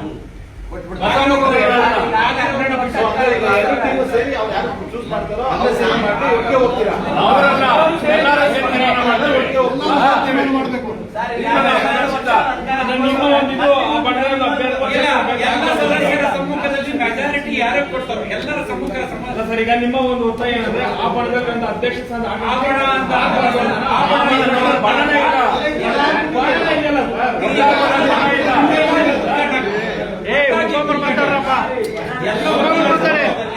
ಮೆಜಾರಿಟಿ ಯಾರಿಗೆ ಒಪ್ಕೊಳ್ತಾರೋ ಅದಕ್ಕೆ ಹಿಂದೆ ಯಾರು ಪ್ರೆಸಿಡೆಂಟ್ ಆಗಿ ಇದ್ದವ್ರಿಗೆ ಯಾರಿಗೆ ಅದನ್ನು ನಾವು ಒಪ್ಕೊಳ್ಳೋದು ಸಾಮಾನ್ಯ ಕೊಡೋದಕ್ಕೆ ರೆಡಿ ಇದೀವಿ ಸರ್. ಅಂದ್ರೆ ನೀವು ಲಕ್ಕಿ ಕೂಪನ್ ಮಾಡೋದಕ್ಕೆ ರೆಡಿ ಇದ್ದೀರಾ? ಹೊಸ ಮುಖಗಳಿಗೆ ಆದ್ಯತೆ ಇರೋರಿಗೆ ಮತ್ತೆ ಅದಕ್ಕೆ ಇರುವಂತ ವ್ಯಕ್ತಿ ಅಧ್ಯಕ್ಷ ಸ್ಥಾನನ ಲಕ್ಕಿ ಕೂಪನ್ನಲ್ಲಿ ಸೆಲೆಕ್ಟ್ ಮಾಡೋಂಥದ್ದಲ್ಲ, ಆ ಸ್ಥಾನನ ನಿಭಾಯಿಸುವಂತ ಶಕ್ತಿ ಇರಬೇಕು ಅವರಿಗೆ, ಆ ರೀತಿಯಾದಂತ ಬೆಳವಣಿಗೆ ಇರಬೇಕು ಅವರಲ್ಲಿ, ಸಂಘನ ಸಮಾನ ರೀತಿಯಲ್ಲಿ ಎಲ್ಲರನ್ನು ಸಮಾನವಾಗಿ ಕರ್ಕೊಂಡು ಹೋಗುವಂತ ಒಂದು ಶಕ್ತಿ ಇರಬೇಕು. ಜಾತಿ ಭೇದಗಳ ಮಧ್ಯೆ ದ್ವೇಷ ಇಟ್ಟು ಅವ್ರು ಇನ್ನೊಬ್ಬ ಜಾತಿ ತುಳಿತಾರೆ, ಇವ್ರು ಇನ್ನೊಬ್ಬ ಜಾತಿ ತುಳಿತಾರೆ ಅನ್ನೋ ಮನೋಭಾವನೆ ಇದ್ದಿರೋಂಥ ವ್ಯಕ್ತಿ ಯಾರೇ ಬರಲಿ, ನಾವೆಲ್ಲ ಸಹೋದರರು, ಮಾನವತ್ವ ಇರೋರು, ಮಾನವತ್ವ ಇರೋರು, ಯಾವ ಜಾತಿ ಭೇದಗಳಿಂದ ನಾನು ಈಗ YP ಸಿಂಡಿಕೇಟ್ ಅಲ್ಲಿ ಇದ್ದಾಗ ನಾನು ಸೆಕ್ರೆಟರಿ ಆಗಿದ್ದೆ. ನಾನು ಆಪೋಸಿಟ್ ಸಿಂಡಿಕೇಟ್ AMS ಸಿಂಡಿಕೇಟ್ ಅಲ್ಲಿ ನಾನು ಸೆಕ್ರೆಟರಿ ಆಗಿ YP ಸಿಂಡಿಕೇಟ್ ಪ್ರೆಸಿಡೆಂಟ್ ಆಗಿದ್ರು, ನಾನು ಸೆಕ್ರೆಟರಿ ಆಗಿದ್ದೆ. ಅವರೆಲ್ಲ ಹೇಳ್ಕೊಂಡು ಹೋದ್ರು ನಾವು ಮಾಡ್ಲಿ ಅಂತ. AC ಕೋರ್ಟ್ ಅವ್ರು ಮಾಡಿದ್ರು. ಕಲ್ಯಾಣಿ ವಿಚಾರದಲ್ಲಿ ತಾವೆಲ್ಲ ನೋಡಿರ್ಬೋದು. ನಾನು ಸೆಕ್ರೆಟರಿ ಆದಾಗ ನಾನು ಎಷ್ಟು ಕಷ್ಟಪಟ್ಟಿದ್ದೀನಿ. ಸುಮಾರು 150-200 ಜನ ವಕೀಲರು ಕಲ್ಯಾಣಿನೆಲ್ಲ ಮೊಂಡೆತ್ತಿರುವಂಥವ್ರು ಅವರೆಲ್ಲ ಕಣ್ ಕಾಣಿಸ್ತಾ ಇಲ್ವಾ? ಸುಮಾರು ಪತ್ರಕರ್ತರು ಸುಮಾರು ಜನ ಬಂದು ಅಲ್ಲಿ ಕೆಲಸ ಮಾಡಿದ್ದಾರೆ. ಊರಿನ ಅವರು ಬಂದಿದ್ದಾರೆ, ಪೊಲೀಸ್ ಅವರು ಬಂದಿದ್ದಾರೆ, ಫೈರ್ ಸ್ಟೇಷನ್ ಅವರು ಬಂದಿದ್ದಾರೆ. ಅವರೆಲ್ಲ ಲೆಕ್ಕಕ್ಕಿಲ್ವಾ? ಜಡ್ಜಿಗಳು ಬಂದು ಅಲ್ಲಿ ಕೆಲಸ ಮಾಡಿದ್ದಾರೆ. ಏನು ಒಂದು ಕಲ್ಯಾಣ ಉದ್ಭವ ಆಗಲಿ ಅಂದ್ರೆ ಕೆಲಸ ಮಾಡಿರೋದು. ನಾನು ಕಣ್ಣು ಹೊಡೆದಿದ್ದೀನಿ. ನಾನು ಪ್ರತಿ ದಿವಸ ಮುದ್ದೊಡೆದಿದ್ದೀವಿ. ಕಾಂಗ್ರೆಸ್ ಗಿಡ ಕಿತ್ತಿದ್ದೀವಿ. ಆಮೇಲೆ ಪ್ರತಿಯೊಬ್ಬರ ಹತ್ರ ಸ್ಪಾನ್ಸರಿಂಗ್ ಮಾಡಿಸಿ ಸಿಮೆಂಟು, ಜಲ್ಲಿ, ಆಮೇಲೆ ಇಟ್ಕೆಗಳು, ಆಮೇಲೆ ಗ್ರಾನೈಟು. ಯಾರೋ ನಮ್ಮ ಮನೆ ಪಕ್ಕದಲ್ಲಿ ಗ್ರಾನೈಟ್ ಫ್ಯಾಕ್ಟ್ರಿ ಹತ್ರ ಹೋಗಿ ಒಂದು ಲೋಡು ಗ್ರಾನೈಟ್ಗಳೆಲ್ಲ ಕಳಿಸಿ ಅದೊಂದು ಭವ್ಯ ಇದಾಗಿರೋಂಥದ್ದು. ಅದೆಲ್ಲ ನಾನು ಹೇಳ್ಕೊಬಾರ್ದು. ಯಾಕಂದ್ರೆ ಈಗ ಬಲಗೈಯಲ್ಲಿ ಮಾಡಿರೋಂಥದ್ದು ಎಡಗೈ ಗೊತ್ತಾಗಬಾರ್ದು ಅಂತ ಹೇಳ್ಕೊಳ್ಳಿ. ನಾವೆಲ್ಲಾದ್ರೂ ಇದುವರೆಗೂ ನಾವು ಕಲ್ಯಾಣ ಮಾಡಿದೀವಿ ಅಂತೆಲ್ಲ ಹೇಳ್ಕೊಂಡಿದ್ವ. ಆಮೇಲೆ ಪೋಸ್ಟ್ ಇದಾಗಿರಲಿಲ್ಲ, ಏನೋ ಇದರಲ್ಲಿ ಏನು ಸೊಸೈಟಿ ಆಗಲಿಲ್ಲ ಅಂತ. ಸೊಸೈಟಿಯಲ್ಲಿ ಬೆಂಗಳೂರು ಸೊಸೈಟಿ ಆದಾಗ ನಾವು 5,000 10,000 ನಾನಾಗಲಿ ಸುಬ್ರಹ್ಮಣ್ಯ 5,000 10,000 ಸ್ಟಾಂಪ್ಗಳು ತಗೊಂಡ್ಬಂದು ನಾವು ಮಾರಿದ್ದೀವಿ. ಸೊಸೈಟಿ ಆಗೋದು ಮುಂಚೆ ನಾವು ಅವ್ರು ಸೆಕ್ರೆಟರಿ ಆದಾಗ ನಾವು ಓಡಾಡಿದ್ದೀವಿ. ಇದೇ AC ಕೋರ್ಟ್ ವಿಚಾರಕ್ಕೆ ನಾವು ಓಡಾಡಿದ್ದೀವಿ. ನಾವೆಲ್ಲ ಹೇಳ್ಕೊಂಡಿದ್ದೀವ. ನಮ್ಮ ಹೆಸರು ಯಾಕೆ ಬರೋದಿಲ್ಲ? ಅದೆಲ್ಲ ಒಂದು ಸಂಘ ಅಂದಾಗ ತಂದೆ ತಾಯಿ ಒಂದು ಇದು ಕುಟುಂಬ ಇದ್ದಂಗೆ. ಕುಟುಂಬದಲ್ಲಿದ್ದಾಗ ತಂದೆ ಸ್ಥಾನದಲ್ಲಿ ನಾವು ಕೊಡ್ತಾರೆ. ತಂದೆ ಸ್ಥಾನ ಕೊಟ್ಟಾಗ ಮಕ್ಕಳು ನಾವೆಲ್ಲ ಮಕ್ಕಳಾಗಿರೋದು. ಮಕ್ಕಳಿಗೆ ಯೋಗಕ್ಷೇಮ ಮಕ್ಕಳು ಕಷ್ಟ ಸುಖ ನೋಡ್ಕೊಳ್ಳೋದು ನಮ್ಮ ಕರ್ತವ್ಯ. ನಾವು ಮಾಡಿದ್ವಿ ಅಂದ್ರೆ ಮಕ್ಕಳು ನಾವು ಮಾಡೋದನ್ನ ಯಾಕೆ ಹೇಳ್ಕೊಬೇಕು? ನಮ್ಮ ಕರ್ತವ್ಯ ಅಲ್ವಾ? ನಾವೆಲ್ಲ ಈಗ ಅಷ್ಟು ಜನನು 400 ಜನ ಆಗಲಿ 500 ಜನ ಆಗಲಿ ಯಾರಿಗೆ ಎದುರಿಸ್ತಾರೆ? ಯಾಕೆ ಗೆಲ್ಲಿಸ್ಕೊಡೋದು ಏನು ಪ್ರೆಸಿಡೆಂಟ್ ಆಗಲಿ ಸೆಕ್ರೆಟರಿ ಆಗಲಿ ಗೆಲ್ಸ್ಕೊಡೋದು ಏನಕ್ಕೆ? ನಮ್ಮ ನೇತೃತ್ವದಲ್ಲಿ ಅವ್ರು ಕೆಲಸ ಮಾಡಲಿ ಅಂತ. ನಮ್ಮ ಕೆಲಸ ಮಾಡಬೇಕು ಅಂತ ನಾವು ಬಂದಿರೋವಂಥದ್ದು. ಆಮೇಲೆ ಇನ್ನೊಂದು ಒಂದು ಟೀ ಸ್ಟಾಲ್ ಅಂತ ಹೇಳೋದು. ಟೀ ಸ್ಟಾಲು ಇದೇ ಅಧ್ಯಕ್ಷರು ಮತ್ತೆ ಈಗ ಪ್ರೆಸಿಡೆಂಟ್ ಆಗಿದ್ದವರು AG ರಾಜ್ ಕುಮ್ಮಕ್ಕನ ಮೇಲೆ ಟೀ ಸ್ಟಾಲ್ ಹೊಡೆದ್ರು ಅಂತ ರಾತ್ರಿ ಅದನ್ನೆಲ್ಲ ಹೊಡೆದ್ಬಿಟ್ಟು ಎಲ್ಲ JCB ತಗೊಂಡು ಅವರಲ್ಲಿದ್ದಾರೆ. ನಾನು ಅಲ್ಲಿ ಕೆಲಸ ಮಾಡ್ತಾ ಇದ್ದೆ. ಅವಾಗ ಉದಯ್ ಆಗಲಿ, ಮೋಹನ್ ಕಾಂತ್ ಆಗಲಿ, ಗುರುಮೂರ್ತಿ ಆಗಲಿ ಇಂಥವರೆಲ್ಲೂ ರಾತ್ರಿ ಸೀನಿಯರ್ ಫಂಡ್ಸ್ ಅವರು ಕೊಟ್ಟಿದ್ದಾರೆ. AMS ಆಗಲಿ ಇನ್ನೆಲ್ಲ ಸುಮಾರು ಜನ ದುಡ್ಡುಗಳು ಕೊಟ್ಟು ರಾತ್ರಿ ಇರೋ ಮರಾನ ಓಡಿಸಿ ಎಲ್ಲಾನು ಮಾಡಿಸಿ ಆ ಟೀ ಸ್ಟಾಲ್ ಇವತ್ತು ಮಾಡಿಸಿರೋದ್ರಿಂದ ನಾವು ಟೀ ಸ್ಟಾಲ್ ಮಾಡಿದೆ ಅಂತ ಹೇಳ್ತಾರೆ. ಸರ್ ಈಗ ಮನೆ ದೊಡ್ಡದಾಗ್ತಾ ಇರ್ತಾರೆ. ಅವರು ಒಂದು ಮೂಟೆಯಲ್ಲಿ ಸಂಸಾರ ಮಾಡ್ಬೋದು. ಈಗೆಲ್ಲ 600 ಜನ 680 ಜನ ಇದ್ದಾರೆ. ಕುಟುಂಬ 691 ಜನ ಇದ್ದಾರೆ. ಆವಾಗ BNS ಕಾಲದಲ್ಲಿ 47 ಜನ ಇದ್ರು. ಆಮೇಲೆ AMS ಕಾಲದಲ್ಲಿ 220. ಆಮೇಲೆ ತಿರುಗಿ ಆಮೇಲೆ YPC 400 ಚಿಲ್ಲರೆ ಬಂತು. ಆಮೇಲೆ 576 ಬಂತು. ಈಗ 691 ಇದೆ. ಕುಟುಂಬ ದೊಡ್ಡದಾಗ ಎಲ್ಲ ಅವಕಾಶ ಬೇಕಾಗ್ತೈತೆ. ನಾವು ಮಾಡಿದ್ರೆ ನಮ್ಗೆ ಕೆಲಸಕ್ಕೋಸ್ಕರ ಅದೆಲ್ಲನೂ ಮಾಡಲೇಬೇಕಾಗ್ತದೆ. ಡಿಸ್ಟ್ರಿಕ್ಟ್ ಕೋರ್ಟ್ ಬರ್ತೈತೆ. ಈಗ ಇನ್ನೂ 4 ಕೋರ್ಟ್ ರೆಡಿ ಇದೆ. ಬರೋದಕ್ಕೆ ಜಾಗ ಇಲ್ಲ. ಅಲ್ಲಿ ತರ್ತೀವಿ ಅಂದ್ರೆ ಬರೋದಕ್ಕೆ ಜಾಗ ಇದ್ರಲ್ಲ, ಬರೋಕ್ಕೆ ರೆಡಿ ಇದೆ. ಕೋರ್ಟ್ ಬರೋಕ್ಕೆ ರೆಡಿ ಇದ್ದಾರೆ. ಇನ್ಫ್ರಾಸ್ಟ್ರಕ್ಚರ್ ಇಲ್ಲ, ಟೆಂಡೆನ್ಸಿ ಜಾಸ್ತಿ ಇದೆ, ಸ್ಟಾಫ್ ಇಲ್ಲ. ಈಗಲೂ ಸುಮಾರು ಕೋರ್ಟ್ಗಳಲ್ಲಿ ಸ್ಟಾಫ್ ಇಲ್ಲ. ಬೆಳಗ್ಗೆ ಹೊತ್ತು ಒಬ್ಬರು ಕೋರ್ಟ್ ಅಲ್ಲಿ ಇವ್ರು ಬೆಂಚ್ ಮಾಡೋರು, ಆಮೇಲೆ ರೆಕಾರ್ಡ್ ರೂಮ್ ಅಲ್ಲಿ ಇರೋರು ಹೋಗ್ಬಿಟ್ಟು ಕೇಸಿಗೆ ಕರೆಯುವಂತ ಪರಿಸ್ಥಿತಿ ಆಗಿದೆ. ಅದರಿಂದ ನಾನು ಇನ್ಫ್ರಾಸ್ಟ್ರಕ್ಚರ್ ಇದೆ, ಜಾಸ್ತಿ ಜನ ಇದೆ. ನಾವು ಮಾಡೋದು ಹೇಳೋದು ಬೇಡ, ನಾವೆಲ್ಲ ಸೇರಿ ಮಾಡಿದ್ವಿ. ಕೋರ್ಟ್ ಸ್ಯಾಂಕ್ಷನ್ ಆಗಿ 2 ವರ್ಷ ಆಗ್ತಾ ಇದೆ. ಇನ್ಫ್ರಾಸ್ಟ್ರಕ್ಚರ್ 3 ವರ್ಷ ಆಗಿದೆ. ಈಗಿರ್ತಕ್ಕಂಥ ಬಾಡಿ ಯಾಕೆ ತರಲಿಲ್ಲ ಅದನ್ನ? ಇನ್ಫ್ರಾಸ್ಟ್ರಕ್ಚರ್ ಜಾಗ ಓಪನ್ ಆಗಿಲ್ಲ, ಕೋರ್ಟ್ ಜಾಗ ಆಗ್ಲಿಲ್ಲ. 3 ವರ್ಷದಿಂದ ಏನ್ ಮಾಡ್ತಾರೆ? ಇನ್ಫ್ರಾಸ್ಟ್ರಕ್ಚರ್ ಇಲ್ಲ ಅಂತ. ಅದನ್ನ ಯಾಕೆ ಕಣ್ಬಿಸ್ಕೊಂಡಿದ್ರು? ಯಾಕೆ ಅವ್ರ ಕೈಲಿ ಆಗ್ತಾ ಇರ್ಲಿಲ್ವಾ? ಯಾಕೆ ಮಾಡಬಾರ್ದಾಗಿತ್ತು? ಇನ್ನೊಂದು ಕೊರೋನಾ ಟೈಮಲ್ಲಿ ಸ್ನೇಹಿತರು ಪತ್ರಿಕಾ ಮಾಧ್ಯಮದವರು ಸೀರಿಯಸ್ ಆಗಿ ಒಂದು ಕ್ವಶನ್ ಹಾಕಿದ್ರು. ಇಷ್ಟು ದಿವಸ ಯಾಕೆ ಇಷ್ಟೊಂದು ಸೀರಿಯಸ್ ಆಗಿಲ್ಲ, ಈ ಸಾರಿನೇ ಯಾಕೆ ನೀವು ಇಷ್ಟೊಂದು ಸೀರಿಯಸ್ ಆಗಿ ಎಲೆಕ್ಷನ್ ಕಂಟೆಸ್ಟ್ ಮಾಡ್ತಾ ಇದ್ದೀರಾ ಅಂತ. ಅದಕ್ಕೆ ಕಾರಣ ಏನು ಅಂತಂದ್ರೆ, ಒಬ್ಬ ವ್ಯಕ್ತಿನೇ ನಾನು ಬೆಳಿಬೇಕು ಅನ್ನೋ ಇದು ಜಾಸ್ತಿ ಆಗಿ ಬೇರೆಯವ್ರನ್ನ ಬೆಳೆಸೋಕೆ ಪ್ರಯತ್ನ ಮಾಡಲಿಲ್ಲ. ಇಲ್ಲಿ ನಾವೆಲ್ಲ ಒಂದಾಗಿದ್ದಾಗ 2 ಸಂಘಗಳಾದವು. 2 ಸಂಘಗಳಾದಕ್ಕೆ ಅವರೇ ಕಾರಣ, ಬೇರೆ ಯಾರು ಅಲ್ಲ. ಅವ್ರು ನನ್ನ ಹೇಳಿದ್ರು ನಾವು ಒಂದು ಮಾಡಿದ್ವಿ ಅಂತ. ಒಂದು ಮಾಡಿ ಸುಳ್ಳು, 2 ಮಾಡಿದ್ದವರು. 2 ಮಾಡಿದ ಸಂಘಗಳನ್ನ ಅವ್ರು ಅನುಕೂಲ ಪಡ್ಕೊಂಡ್ರು.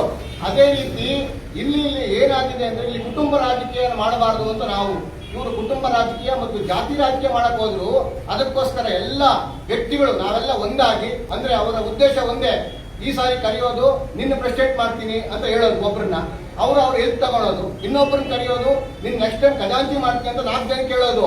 ಇನ್ನೊಬ್ಬರನ್ನ ಕರೆಯೋದು ನಿನ್ನ ಸೆಕ್ರೆಟರಿ ಮಾಡ್ತೀನಿ ಅಂತ 4 ಜನ ಕೇಳೋದು. ಅವ್ರು ಒಬ್ರ ಮುಂದೆ ಹೇಳಲ್ಲ, ಬೇರೆ ಹತ್ರ ಕರೆದ್ಬಿಟ್ಟು ಅವ್ರ ಎದುರು ಮಾತ್ರ ಹೇಳೋದು. ಅಂದ್ರೆ ನನ್ನ ಮಾಡ್ತಾರೆ ನಾವು ಒಂದು ಸಾರಿ ಅಂತ ಇವ್ರನ್ನ ಸಪೋರ್ಟ್ ಮಾಡ್ತಾರೆ, ಇನ್ನೊಬ್ರು ಮಾಡ್ತಾರೆ ಅಂತ ಇನ್ನೊಬ್ರು ಸಪೋರ್ಟ್ ಮಾಡ್ತಾರೆ. ಈ ತರ ಮಾಡಿ ಎಲ್ಲರೂ ಮಾಡಿಬಿಟ್ಟು ಲಾಸ್ಟ್ ಎಲೆಕ್ಷನ್ ಬಂದಾಗ ನಾನೇ ಪ್ರೆಸಿಡೆಂಟ್ ಆಗ್ಬೇಕು ಅಂತಾರೆ. ಅದಕ್ಕೋಸ್ಕರನೇ ನಾವು ಎಲ್ಲ 4 ಪಂಗಡಗಳಿದ್ವಿ. ನಾವು ಈ 4 ಪಂಗಡಗಳು ಒಂದಾಗಿ ಇವತ್ತು ಎಲೆಕ್ಷನ್ ಮಾಡ್ತಾ ಇದ್ದೀವಿ. ಈ ಎಲೆಕ್ಷನ್ ತಡ್ಕೊಳಕ್ ಆಗ್ತೀರಾ? ಅವರು ನಮ್ಮ ಮೇಲೆ ಇಲ್ಲದ ಆರೋಪಗಳನ್ನ ಮಾಡಿ ನಿನ್ನೆ ನಿಮ್ಮ ಮುಂದೆ ಪ್ರೆಸ್ ಮೀಟ್ ಅಲ್ಲಿ ನಾವು ಮಾಡಿದ್ವಿ ಅಂತ ಹೇಳ್ತಾರೆ. ಅದೆಲ್ಲ ಸುಳ್ಳು. ಅವ್ರು ಮಾಡಿದ್ದು ಯಾವುದೂ ಇಲ್ಲ. ನಾನು ಸೆಕ್ರೆಟರಿ ಆಗಿದ್ದಾಗ MLA ಅವರ ಹತ್ರ ಹೋರಾಡಿ ಇಲ್ಲಿ ಆನೇಕಲ್ಗೆ ಬೋರ್ವೆಲ್ ಹಾಕ್ಸಿದ್ವಿ. ಅದೇ ರೀತಿ MP ಕೋಟಾದಿಂದ ಕುಡಿಯೋ ನೀರಿನ ಒಂದು ಸಂಪರ್ಕ MP DK ಸುರೇಶ್ ಅವರು ಹಾಕ್ಸಿದ್ದಾರೆ. ಅದನ್ನೆಲ್ಲ ಹೇಳೇ ಇಲ್ಲ ನೀರಿನ ಬಗ್ಗೆ. ಆಮೇಲೆ ನಮ್ಮ ಪದ್ಮನಾಭು ಇವರು ಇಲ್ಲಿ ಅಧ್ಯಕ್ಷರಾಗಿದ್ದಾಗ ಕೋರ್ಟ್ಗೆ ನೀರು ಸಾಲದು ಅಂತ ಪದ್ಮನಾಭರ ಹತ್ರ ಕೇಳಿದಾಗ ಪದ್ಮನಾಭರವರು ಒಂದು ಸಂಪರ್ಕ ಕೊಟ್ಟರು. ಅದನ್ನೂ ಹೇಳಲ್ಲ. DK ಸುರೇಶ್ ಹೆಸರು ಹೇಳಲ್ಲ, DK ಇವ್ರ ಹೆಸರು ಹೇಳಲ್ಲ, ಯಾರ ಹೆಸರು ಹೇಳಲ್ಲ. ಕೊರೋನಾ ಟೈಮಲ್ಲಿ ನಾವು ಹೋಗಿ ಇವರು ಹೆಲ್ತ್ ಮಿನಿಸ್ಟರ್ ಇಂದ ಮಾಡಿಸ್ತೀವಿ ಅಂತಾರೆ. ಅದು ಸಹ ಸುಳ್ಳು. ಆ ಕಾಲದಲ್ಲಿ ಬೆಂಗಳೂರಲ್ಲಿ ಅಧ್ಯಕ್ಷರಾದಂತಹ AP ರಂಗನಾಥನ ನಮ್ಮ ಸ್ನೇಹಿತರು ನಾಗರಾಜು ಮತ್ತು ನಮ್ಮ ರಾಜು ಇವರೆಲ್ಲ ಸಂಪರ್ಕ ಮಾಡಿ ಅವರು ಕೊರೋನಾ ಔಷಧಿಗಳನ್ನ ಆನೇಕಲ್ ತರಿಸಿ ಅಡ್ವೊಕೇಟ್ಸ್ಗೆ ಹಾಕ್ಸಿದ್ದು. ಇವೆಲ್ಲ ನಾವು ಮಾಡಿದ್ವಿ ಅಂತ ಹೇಳಿದ್ದೆಲ್ಲ ಸಹ ಸುಳ್ಳು. ಆದ್ರಿಂದ ಜಾತಿ ವಕೀಲರಿಗೂ ಬಂದ್ಬಿಡ್ತಾ? ವಕೀಲರ ಚುನಾವಣೆಗೂ ಜಾತಿ ಬಂದಿದೆ ಇಲ್ಲಿ. ನಮ್ಮ ಜಾತಿ ಓಟ್ ಇಷ್ಟಿದೆ, ನನ್ನ ಜೋಬಲ್ಲಿ ಇದೆ ಅಂತ ಹೇಳ್ತಾರು. ನಾವಲ್ಲ. ಯಾರು ಹೇಳಿದ್ರು ಅವರು ನನ್ನ ಜೋಬಲ್ಲಿ 300 ಓಟ್ ಇದೆ, ನೀನ್ ನನ್ನ ಕಡೆ ಬಂದ್ಬಿಡು ಅಂತ ಎಷ್ಟು ಜನದಲ್ಲಿ ಆರು ಕೇಳಿ ನಿಮ್ಗೆ ಹೇಳಿಸ್ಬೇಕು ಈ ವರ್ಡನ್ನ. ನನ್ನ ನೋಡಿ ಇಲ್ಲಿದೆ ನೋಡಿ ನಮ್ ಜೋಟು, ನನ್ನ 300 ಓಟ್ ನನ್ನ ಜೋಬಲ್ಲಿ ಇದೆ ಅಂತ. ಇಲ್ಲಿರೋರು ಯಾರು ಹೇಳಿಲ್ಲ ಮಾತನ್ನ. ಯಾರು ಬಲವಾಗಿ ಅಲ್ಲಿ ಹೇಳ್ತಾ ಇದ್ದವರು ಅವ್ರು ಹೇಳಿದ್ದಾರೆ. ಅದಕ್ಕೆ ಪ್ರತ್ಯಕ್ಷ ಸಾಕ್ಷಿಗಳಿವೆ. ಅದ್ರ ಬಗ್ಗೆ ನಾವು ನಿಮ್ಗೆ ಬೇಕಾದ್ರೆ ಪ್ರತ್ಯಕ್ಷವಾಗಿ ನಿಮ್ ಮುಂದೆ ಹೇಳಿಸ್ತೀವಿ ನಾವು. ಸರ್, ಕೊನೆಯದಾಗಿ ಈಗ ಸಾಕಷ್ಟು ನಾವು ನೋಡಿದಂಗೆ ನಿಮ್ಮ ಟೀಮಲ್ಲಾಗ್ಲಿ ಅಂದ್ರೆ ಚುನಾವಣಾ ಟೀಮಲ್ಲಾಗ್ಲಿ ಅವ್ರ ಟೀಮಲ್ಲಾಗ್ಲಿ ಹಿರಿಯರಿದ್ರಿ 690 ಜನ ವಕೀಲರಿದ್ದಾರೆ ಅಂತ ಹೇಳ್ತಾ ಇದ್ದೀರಿ. ಯುವ ವಕೀಲರಿಗೆ ಒಂದು ಬೇರೆ ರೀತಿಯ ಸಂದೇಶ ಹೋಗಲ್ವಾ? ಈ ರೀತಿ ಚುನಾವಣೆಯಲ್ಲಿ ಹಣದ ಹೊಳೆ, ನ್ಯಾಯ ಹೇಳೋರಲ್ಲಿ ಇಷ್ಟೊಂದು ರಾಜಕೀಯ ನಡೆದ್ರೆ, ಇಲ್ಲಿ ರಾಜಕಾರಣಿಗಳ ಹೆಸರುಗಳು ಬಂದ್ರೆ ಬೇರೆ ಒಂದು ಮೆಸೇಜ್ ಹೋಗಲ್ವಾ ಸರ್? ಈಗ ಏನಾಗಿದೆ ಅಂತಂದ್ರೆ ಯುವಕರನ್ನ ಮುಂದಕ್ಕೆ ತರಬೇಕು ಅನ್ನೋದೇ ನಮ್ಮ ಉದ್ದೇಶ. ಅದಕ್ಕೆ ಒಂದು ಉತ್ತರ ಕೊಡ್ತೀನಿ ಸರ್. ಅಂಬೇಡ್ಕರ್ ಅವರು ಏನಂತ ಹೇಳಿದ್ದಾರೆ ಅಂದ್ರೆ, ಬದುಕು ಸುದೀರ್ಘವಾಗಿರೋದಕ್ಕಿಂತ ಶ್ರೇಷ್ಠವಾಗಿರ್ಬೇಕು. ಅದೇ ರೀತಿ ನಾವು ಮತ ಹಾಕೋದಕ್ಕಿಂತ ಯಾರು ಮತ ಚಲಾಯಿಸಬೇಕು ಅನ್ನೋದು ಇಂಪಾರ್ಟೆಂಟ್. ಅದನ್ನ ಈ ಸಲ 3ನೇ ತಾರೀಕು ಸಂಜೆ ಒಳಗಡೆ ನಮ್ಮ ಮಿತ್ರರು ಅದನ್ನ ಉತ್ತರ ಕೊಡ್ತಾರೆ. ಅದಕ್ಕೆ ಎಲ್ಲದಕ್ಕೂ ಉತ್ತರ ಆಮೇಲೆ ಇನ್ನೊಂದು ಪ್ರಶ್ನೆ, ನಿನ್ನೆ ಬಹಳ ಘಂಟಾಘೋಷವಾಗಿ ನಮ್ಮ ಮಾಜಿ ಅಧ್ಯಕ್ಷರು ಹೇಳಿದ್ರು, ನಾವು ಅಂಬೇಡ್ಕರ್ ಜಯಂತಿನ ರಾಜ್ಯದಲ್ಲಿ ಪ್ರಪ್ರಥಮವಾಗಿ ನಾವು ಮಾಡಿದ್ವಿ, ಅಂಬೇಡ್ಕರ್ ಜಯಂತಿನ ಮಾಡಿದ್ವಿ, ಬಹಳ ಸಂತೋಷದ ವಿಚಾರ. ಆದರೆ ಅದೇ ನಾವು ಇಲ್ಲಿರೋರು ಕೆಂಪೇಗೌಡ ಜಯಂತಿನ ಯಾಕೆ ಮಾಡಲಿಲ್ಲ? ಅವರು ಅಂಬೇಡ್ಕರ್ ಜಯಂತಿ ಮಾಡಿದವರು ಕೆಂಪೇಗೌಡ ಜಯಂತಿನ ಯಾಕೆ ಮಾಡಲಿಲ್ಲ? ಯಾಕೆ ಮಾಡಬಾರ್ದಾಗಿತ್ತು? ಅಂಬೇಡ್ಕರ್ ಜಯಂತಿ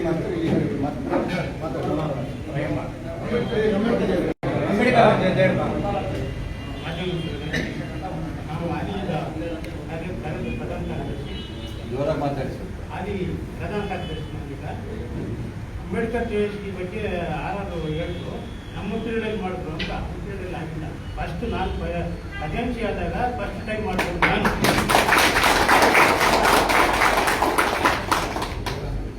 ಅವರು ಆಮೇಲೆ ಮತ್ತೆ ಈಗ ನಮಗೆ ಎಲಿಜಿಬಲ್ ಕ್ಯಾಂಡಿಡೇಟ್ ಇದ್ದಾರೆ ಅಧ್ಯಕ್ಷ. ಅವ್ರು ಆಗಿದ್ದಾರೆ, ಒಂದು ಸಲ ಆಗಿದ್ದಾರೆ. ಅವ್ರ ಜೊತೆಗೆ ನಾವು ಎಲ್ಲ ಮತ್ತೆ ಎಲ್ಲ ಹಳೆ ಕೂಡಲೇ ಬಂದರು. ನಾವೀಗ ಹೊಸ ಮುಖಂಡ ಆಯ್ಕೆ ಮಾಡಿದ್ದೀವಿ. ಅದಕ್ಕೆ ಅವ್ರನ್ನ ಬೆಂಬಲಿಸಬೇಕಂತ ನಮ್ಮ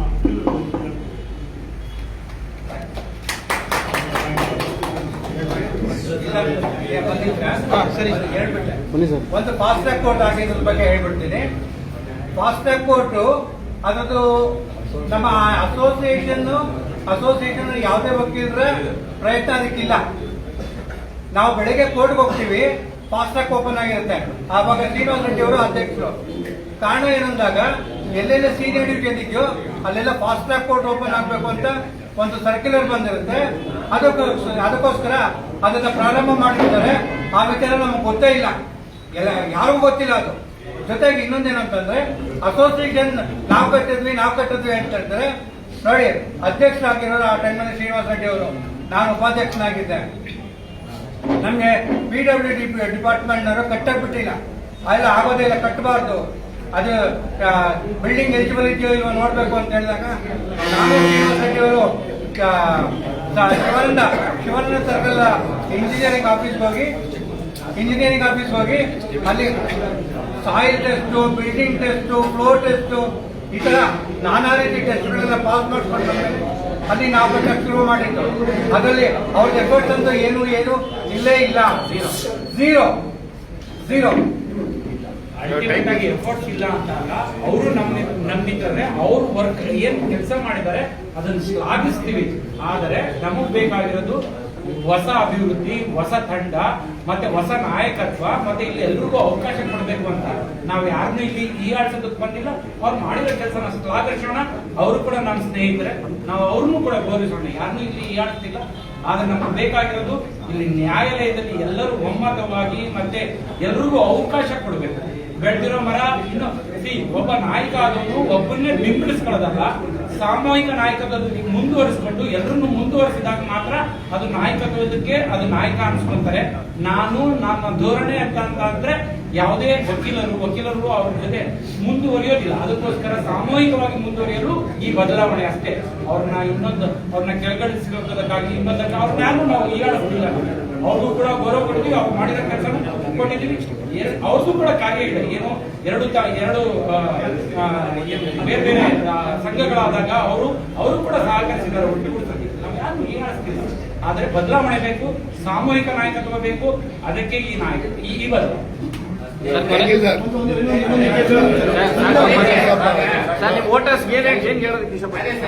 ನಾವು ಅದನ್ನೇ ಹೇಳಕ್ ಹೊರಟಿವಲ್ಲ ಸರ್. ಇಲ್ಲಿ ಎಲ್ಲಾ ಕಮ್ಯುನಿಟಿಯವರು ಕೂಡ ನಮ್ಮ ಚುನಾವಣೆಯಲ್ಲಿ ಸ್ಪರ್ಧೆ ಮಾಡ್ತಾ ಇದ್ದಾರೆ. ಯಾರು ಕೂಡ ಇಂಥ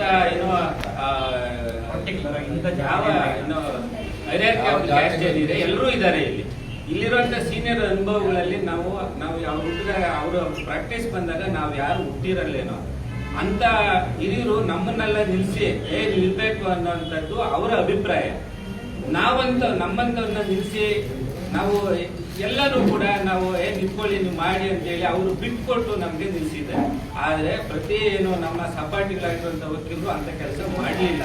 ನಮ್ಮ ಬದಲಾವಣೆ ಏನಂತಂದ್ರೆ ಇಲ್ಲಿ ಒಂದು ಹೊಸ ಗ್ರಂಥಾಲಯನ್ನ ಮಾಡಬೇಕು, ಅದು ನಮ್ಮ ಬದಲಾವಣೆ. ಟೈಪಿಂಗ್ ಬೋಲ್ ಇಲ್ಲ. ಇಷ್ಟು ಜನ 690 ಜನ ಇರುವಂತಲ್ಲ ಅಡ್ವೊಕೇಟ್ಗೆ ಬಹಳ ಮುಖ್ಯವಾಗಿ ಬೇಕಾಗಿರುವಂತದ್ದು ಟೈಪಿಂಗ್. ಒಂದು ಟೈಪಿಂಗ್ ಬೋಲ್ ಒಬ್ರು ಯಾರೋ ನಾಮಧೇಯಕವಾಗಿ ಇದ್ದಾರೆ, ಆದ್ರೆ ಒಬ್ಬ ಟೈಪಿಂಗ್ ಬೋಲ್ ಇಲ್ಲ. ಅದು ನಮ್ಮ ಬದಲಾವಣೆ. ಟೈಪಿಂಗ್ ಬೋಲ್ ಮಾಡುವಂತದ್ದು ನಮ್ಮ ಬದಲಾವಣೆ. ಬಹಳ ಮುಖ್ಯವಾಗಿ ನೋಟ್ರಿ ಅವರಿಲ್ಲ. ನೋಟ್ರಿ ಅವರು ಬೀದಿನಾಗಿದ್ದಾರೆ, ಅವರಿಗೆ ಸುಸಜ್ಜಿತವಾಗಿ ಮಾಡಿಕೊಡುವಂತದ್ದು ನಮ್ಮ ಬದಲಾವಣೆ. ಆಮೇಲೆ ನಾವು ಬಹಳ ಮುಖ್ಯವಾಗಿ ಅಸೋಸಿಯೇಷನ್ ನಲ್ಲಿ ಯುವಕರು ಏನಿದ್ದಾರೆ, ಯುವಕರಿಗೆ MRV ಸರ್ ಮತ್ತೆ AMS ಸರ್ ಬಹಳ ಸ್ಪಷ್ಟವಾಗಿ ಹೇಳಿದ್ದಾರೆ. ಬಹಳ ಕಷ್ಟದಿಂದ ಬರುವಂತವ್ರಿಗೆ ನಾವು ಆರ್ಥಿಕವಾಗಿ ಸಹಾಯ ಮಾಡಬೇಕು ಅಂತಿದ್ದೀವಿ. ಅದು ನಮ್ಮ ಬದಲಾವಣೆ. ಇದು ನಮ್ಮ ಬದಲಾವಣೆ. ಬಹಳ ಮುಖ್ಯವಾಗಿ ಈಗ ನಾಗರಾಜ್ ಸರ್ ಮತ್ತೆ ಹಳೆ OM sir, GN sir, Vishwanath sir ಇವರೆಲ್ಲರೂ ಕೂಡ ಶ್ರಮ. ಇಲ್ಲಿ ಯಾರು ಕೂಡ ನಾನು ಅನ್ನುವಂಥದ್ದು ಇಲ್ಲ, ನಾವು ಅಂತದ್ದು ಇದೆ. ಹಂಗಾಗಿ ನಾವೆಲ್ಲ ಒಟ್ಟಿಗೆ ಇದ್ದೀವಿ. ಇದು ನಮ್ಮ ಗಂಟಾಗಿರುವಂತದ್ದು. ತಾವು ತಮ್ಮ ಪ್ರಶ್ನೆ ಕೇಳಿ ಸಂಘದ ಅಭಿವೃದ್ಧಿಗೆ ಮತ್ತು ಇದನ್ನ ನಾವು ಯಾವುದೇ ಒಬ್ಬ ಯಾರೋ ಅಂಬೇಡ್ಕರ್ ಅವರ ಅಥವಾ ಕೆಂಪೇಗೌಡರ ಮಾತ್ರ ನಾವು ಜಯಂತಿ ಮಾಡಲ್ಲ. ಮುಂದೆ ನಾವು ಯಾವುದೇ ನಮ್ಮ ಜನರ ಪರವಾಗಿರುವಂತಹ ವೇಮನ ಆಗ್ಬೋದು ಅಥವಾ ಪ್ರಪಂಚದ ಯಾವುದೇ ಮೂಲೆಯಲ್ಲಿರುವಂತಹ ಅನ್ಯಾಯನ ನಾವೆಲ್ಲರೂ ಕೂಡ ಖಂಡಿಸ್ತೀವಿ ಅಂತೇಳಿ ನಿಮ್ಗೆ ಭರವಸೆಯನ್ನೇ ಕೊಡ್ತೇವೆ. ತಾವು ಇಷ್ಟೊಂದು ಸಹಕಾರ ಮಾಡಿದ್ದಕ್ಕೆ ಧನ್ಯವಾದಗಳನ್ನು ತಿಳಿಸ್ತೇವೆ.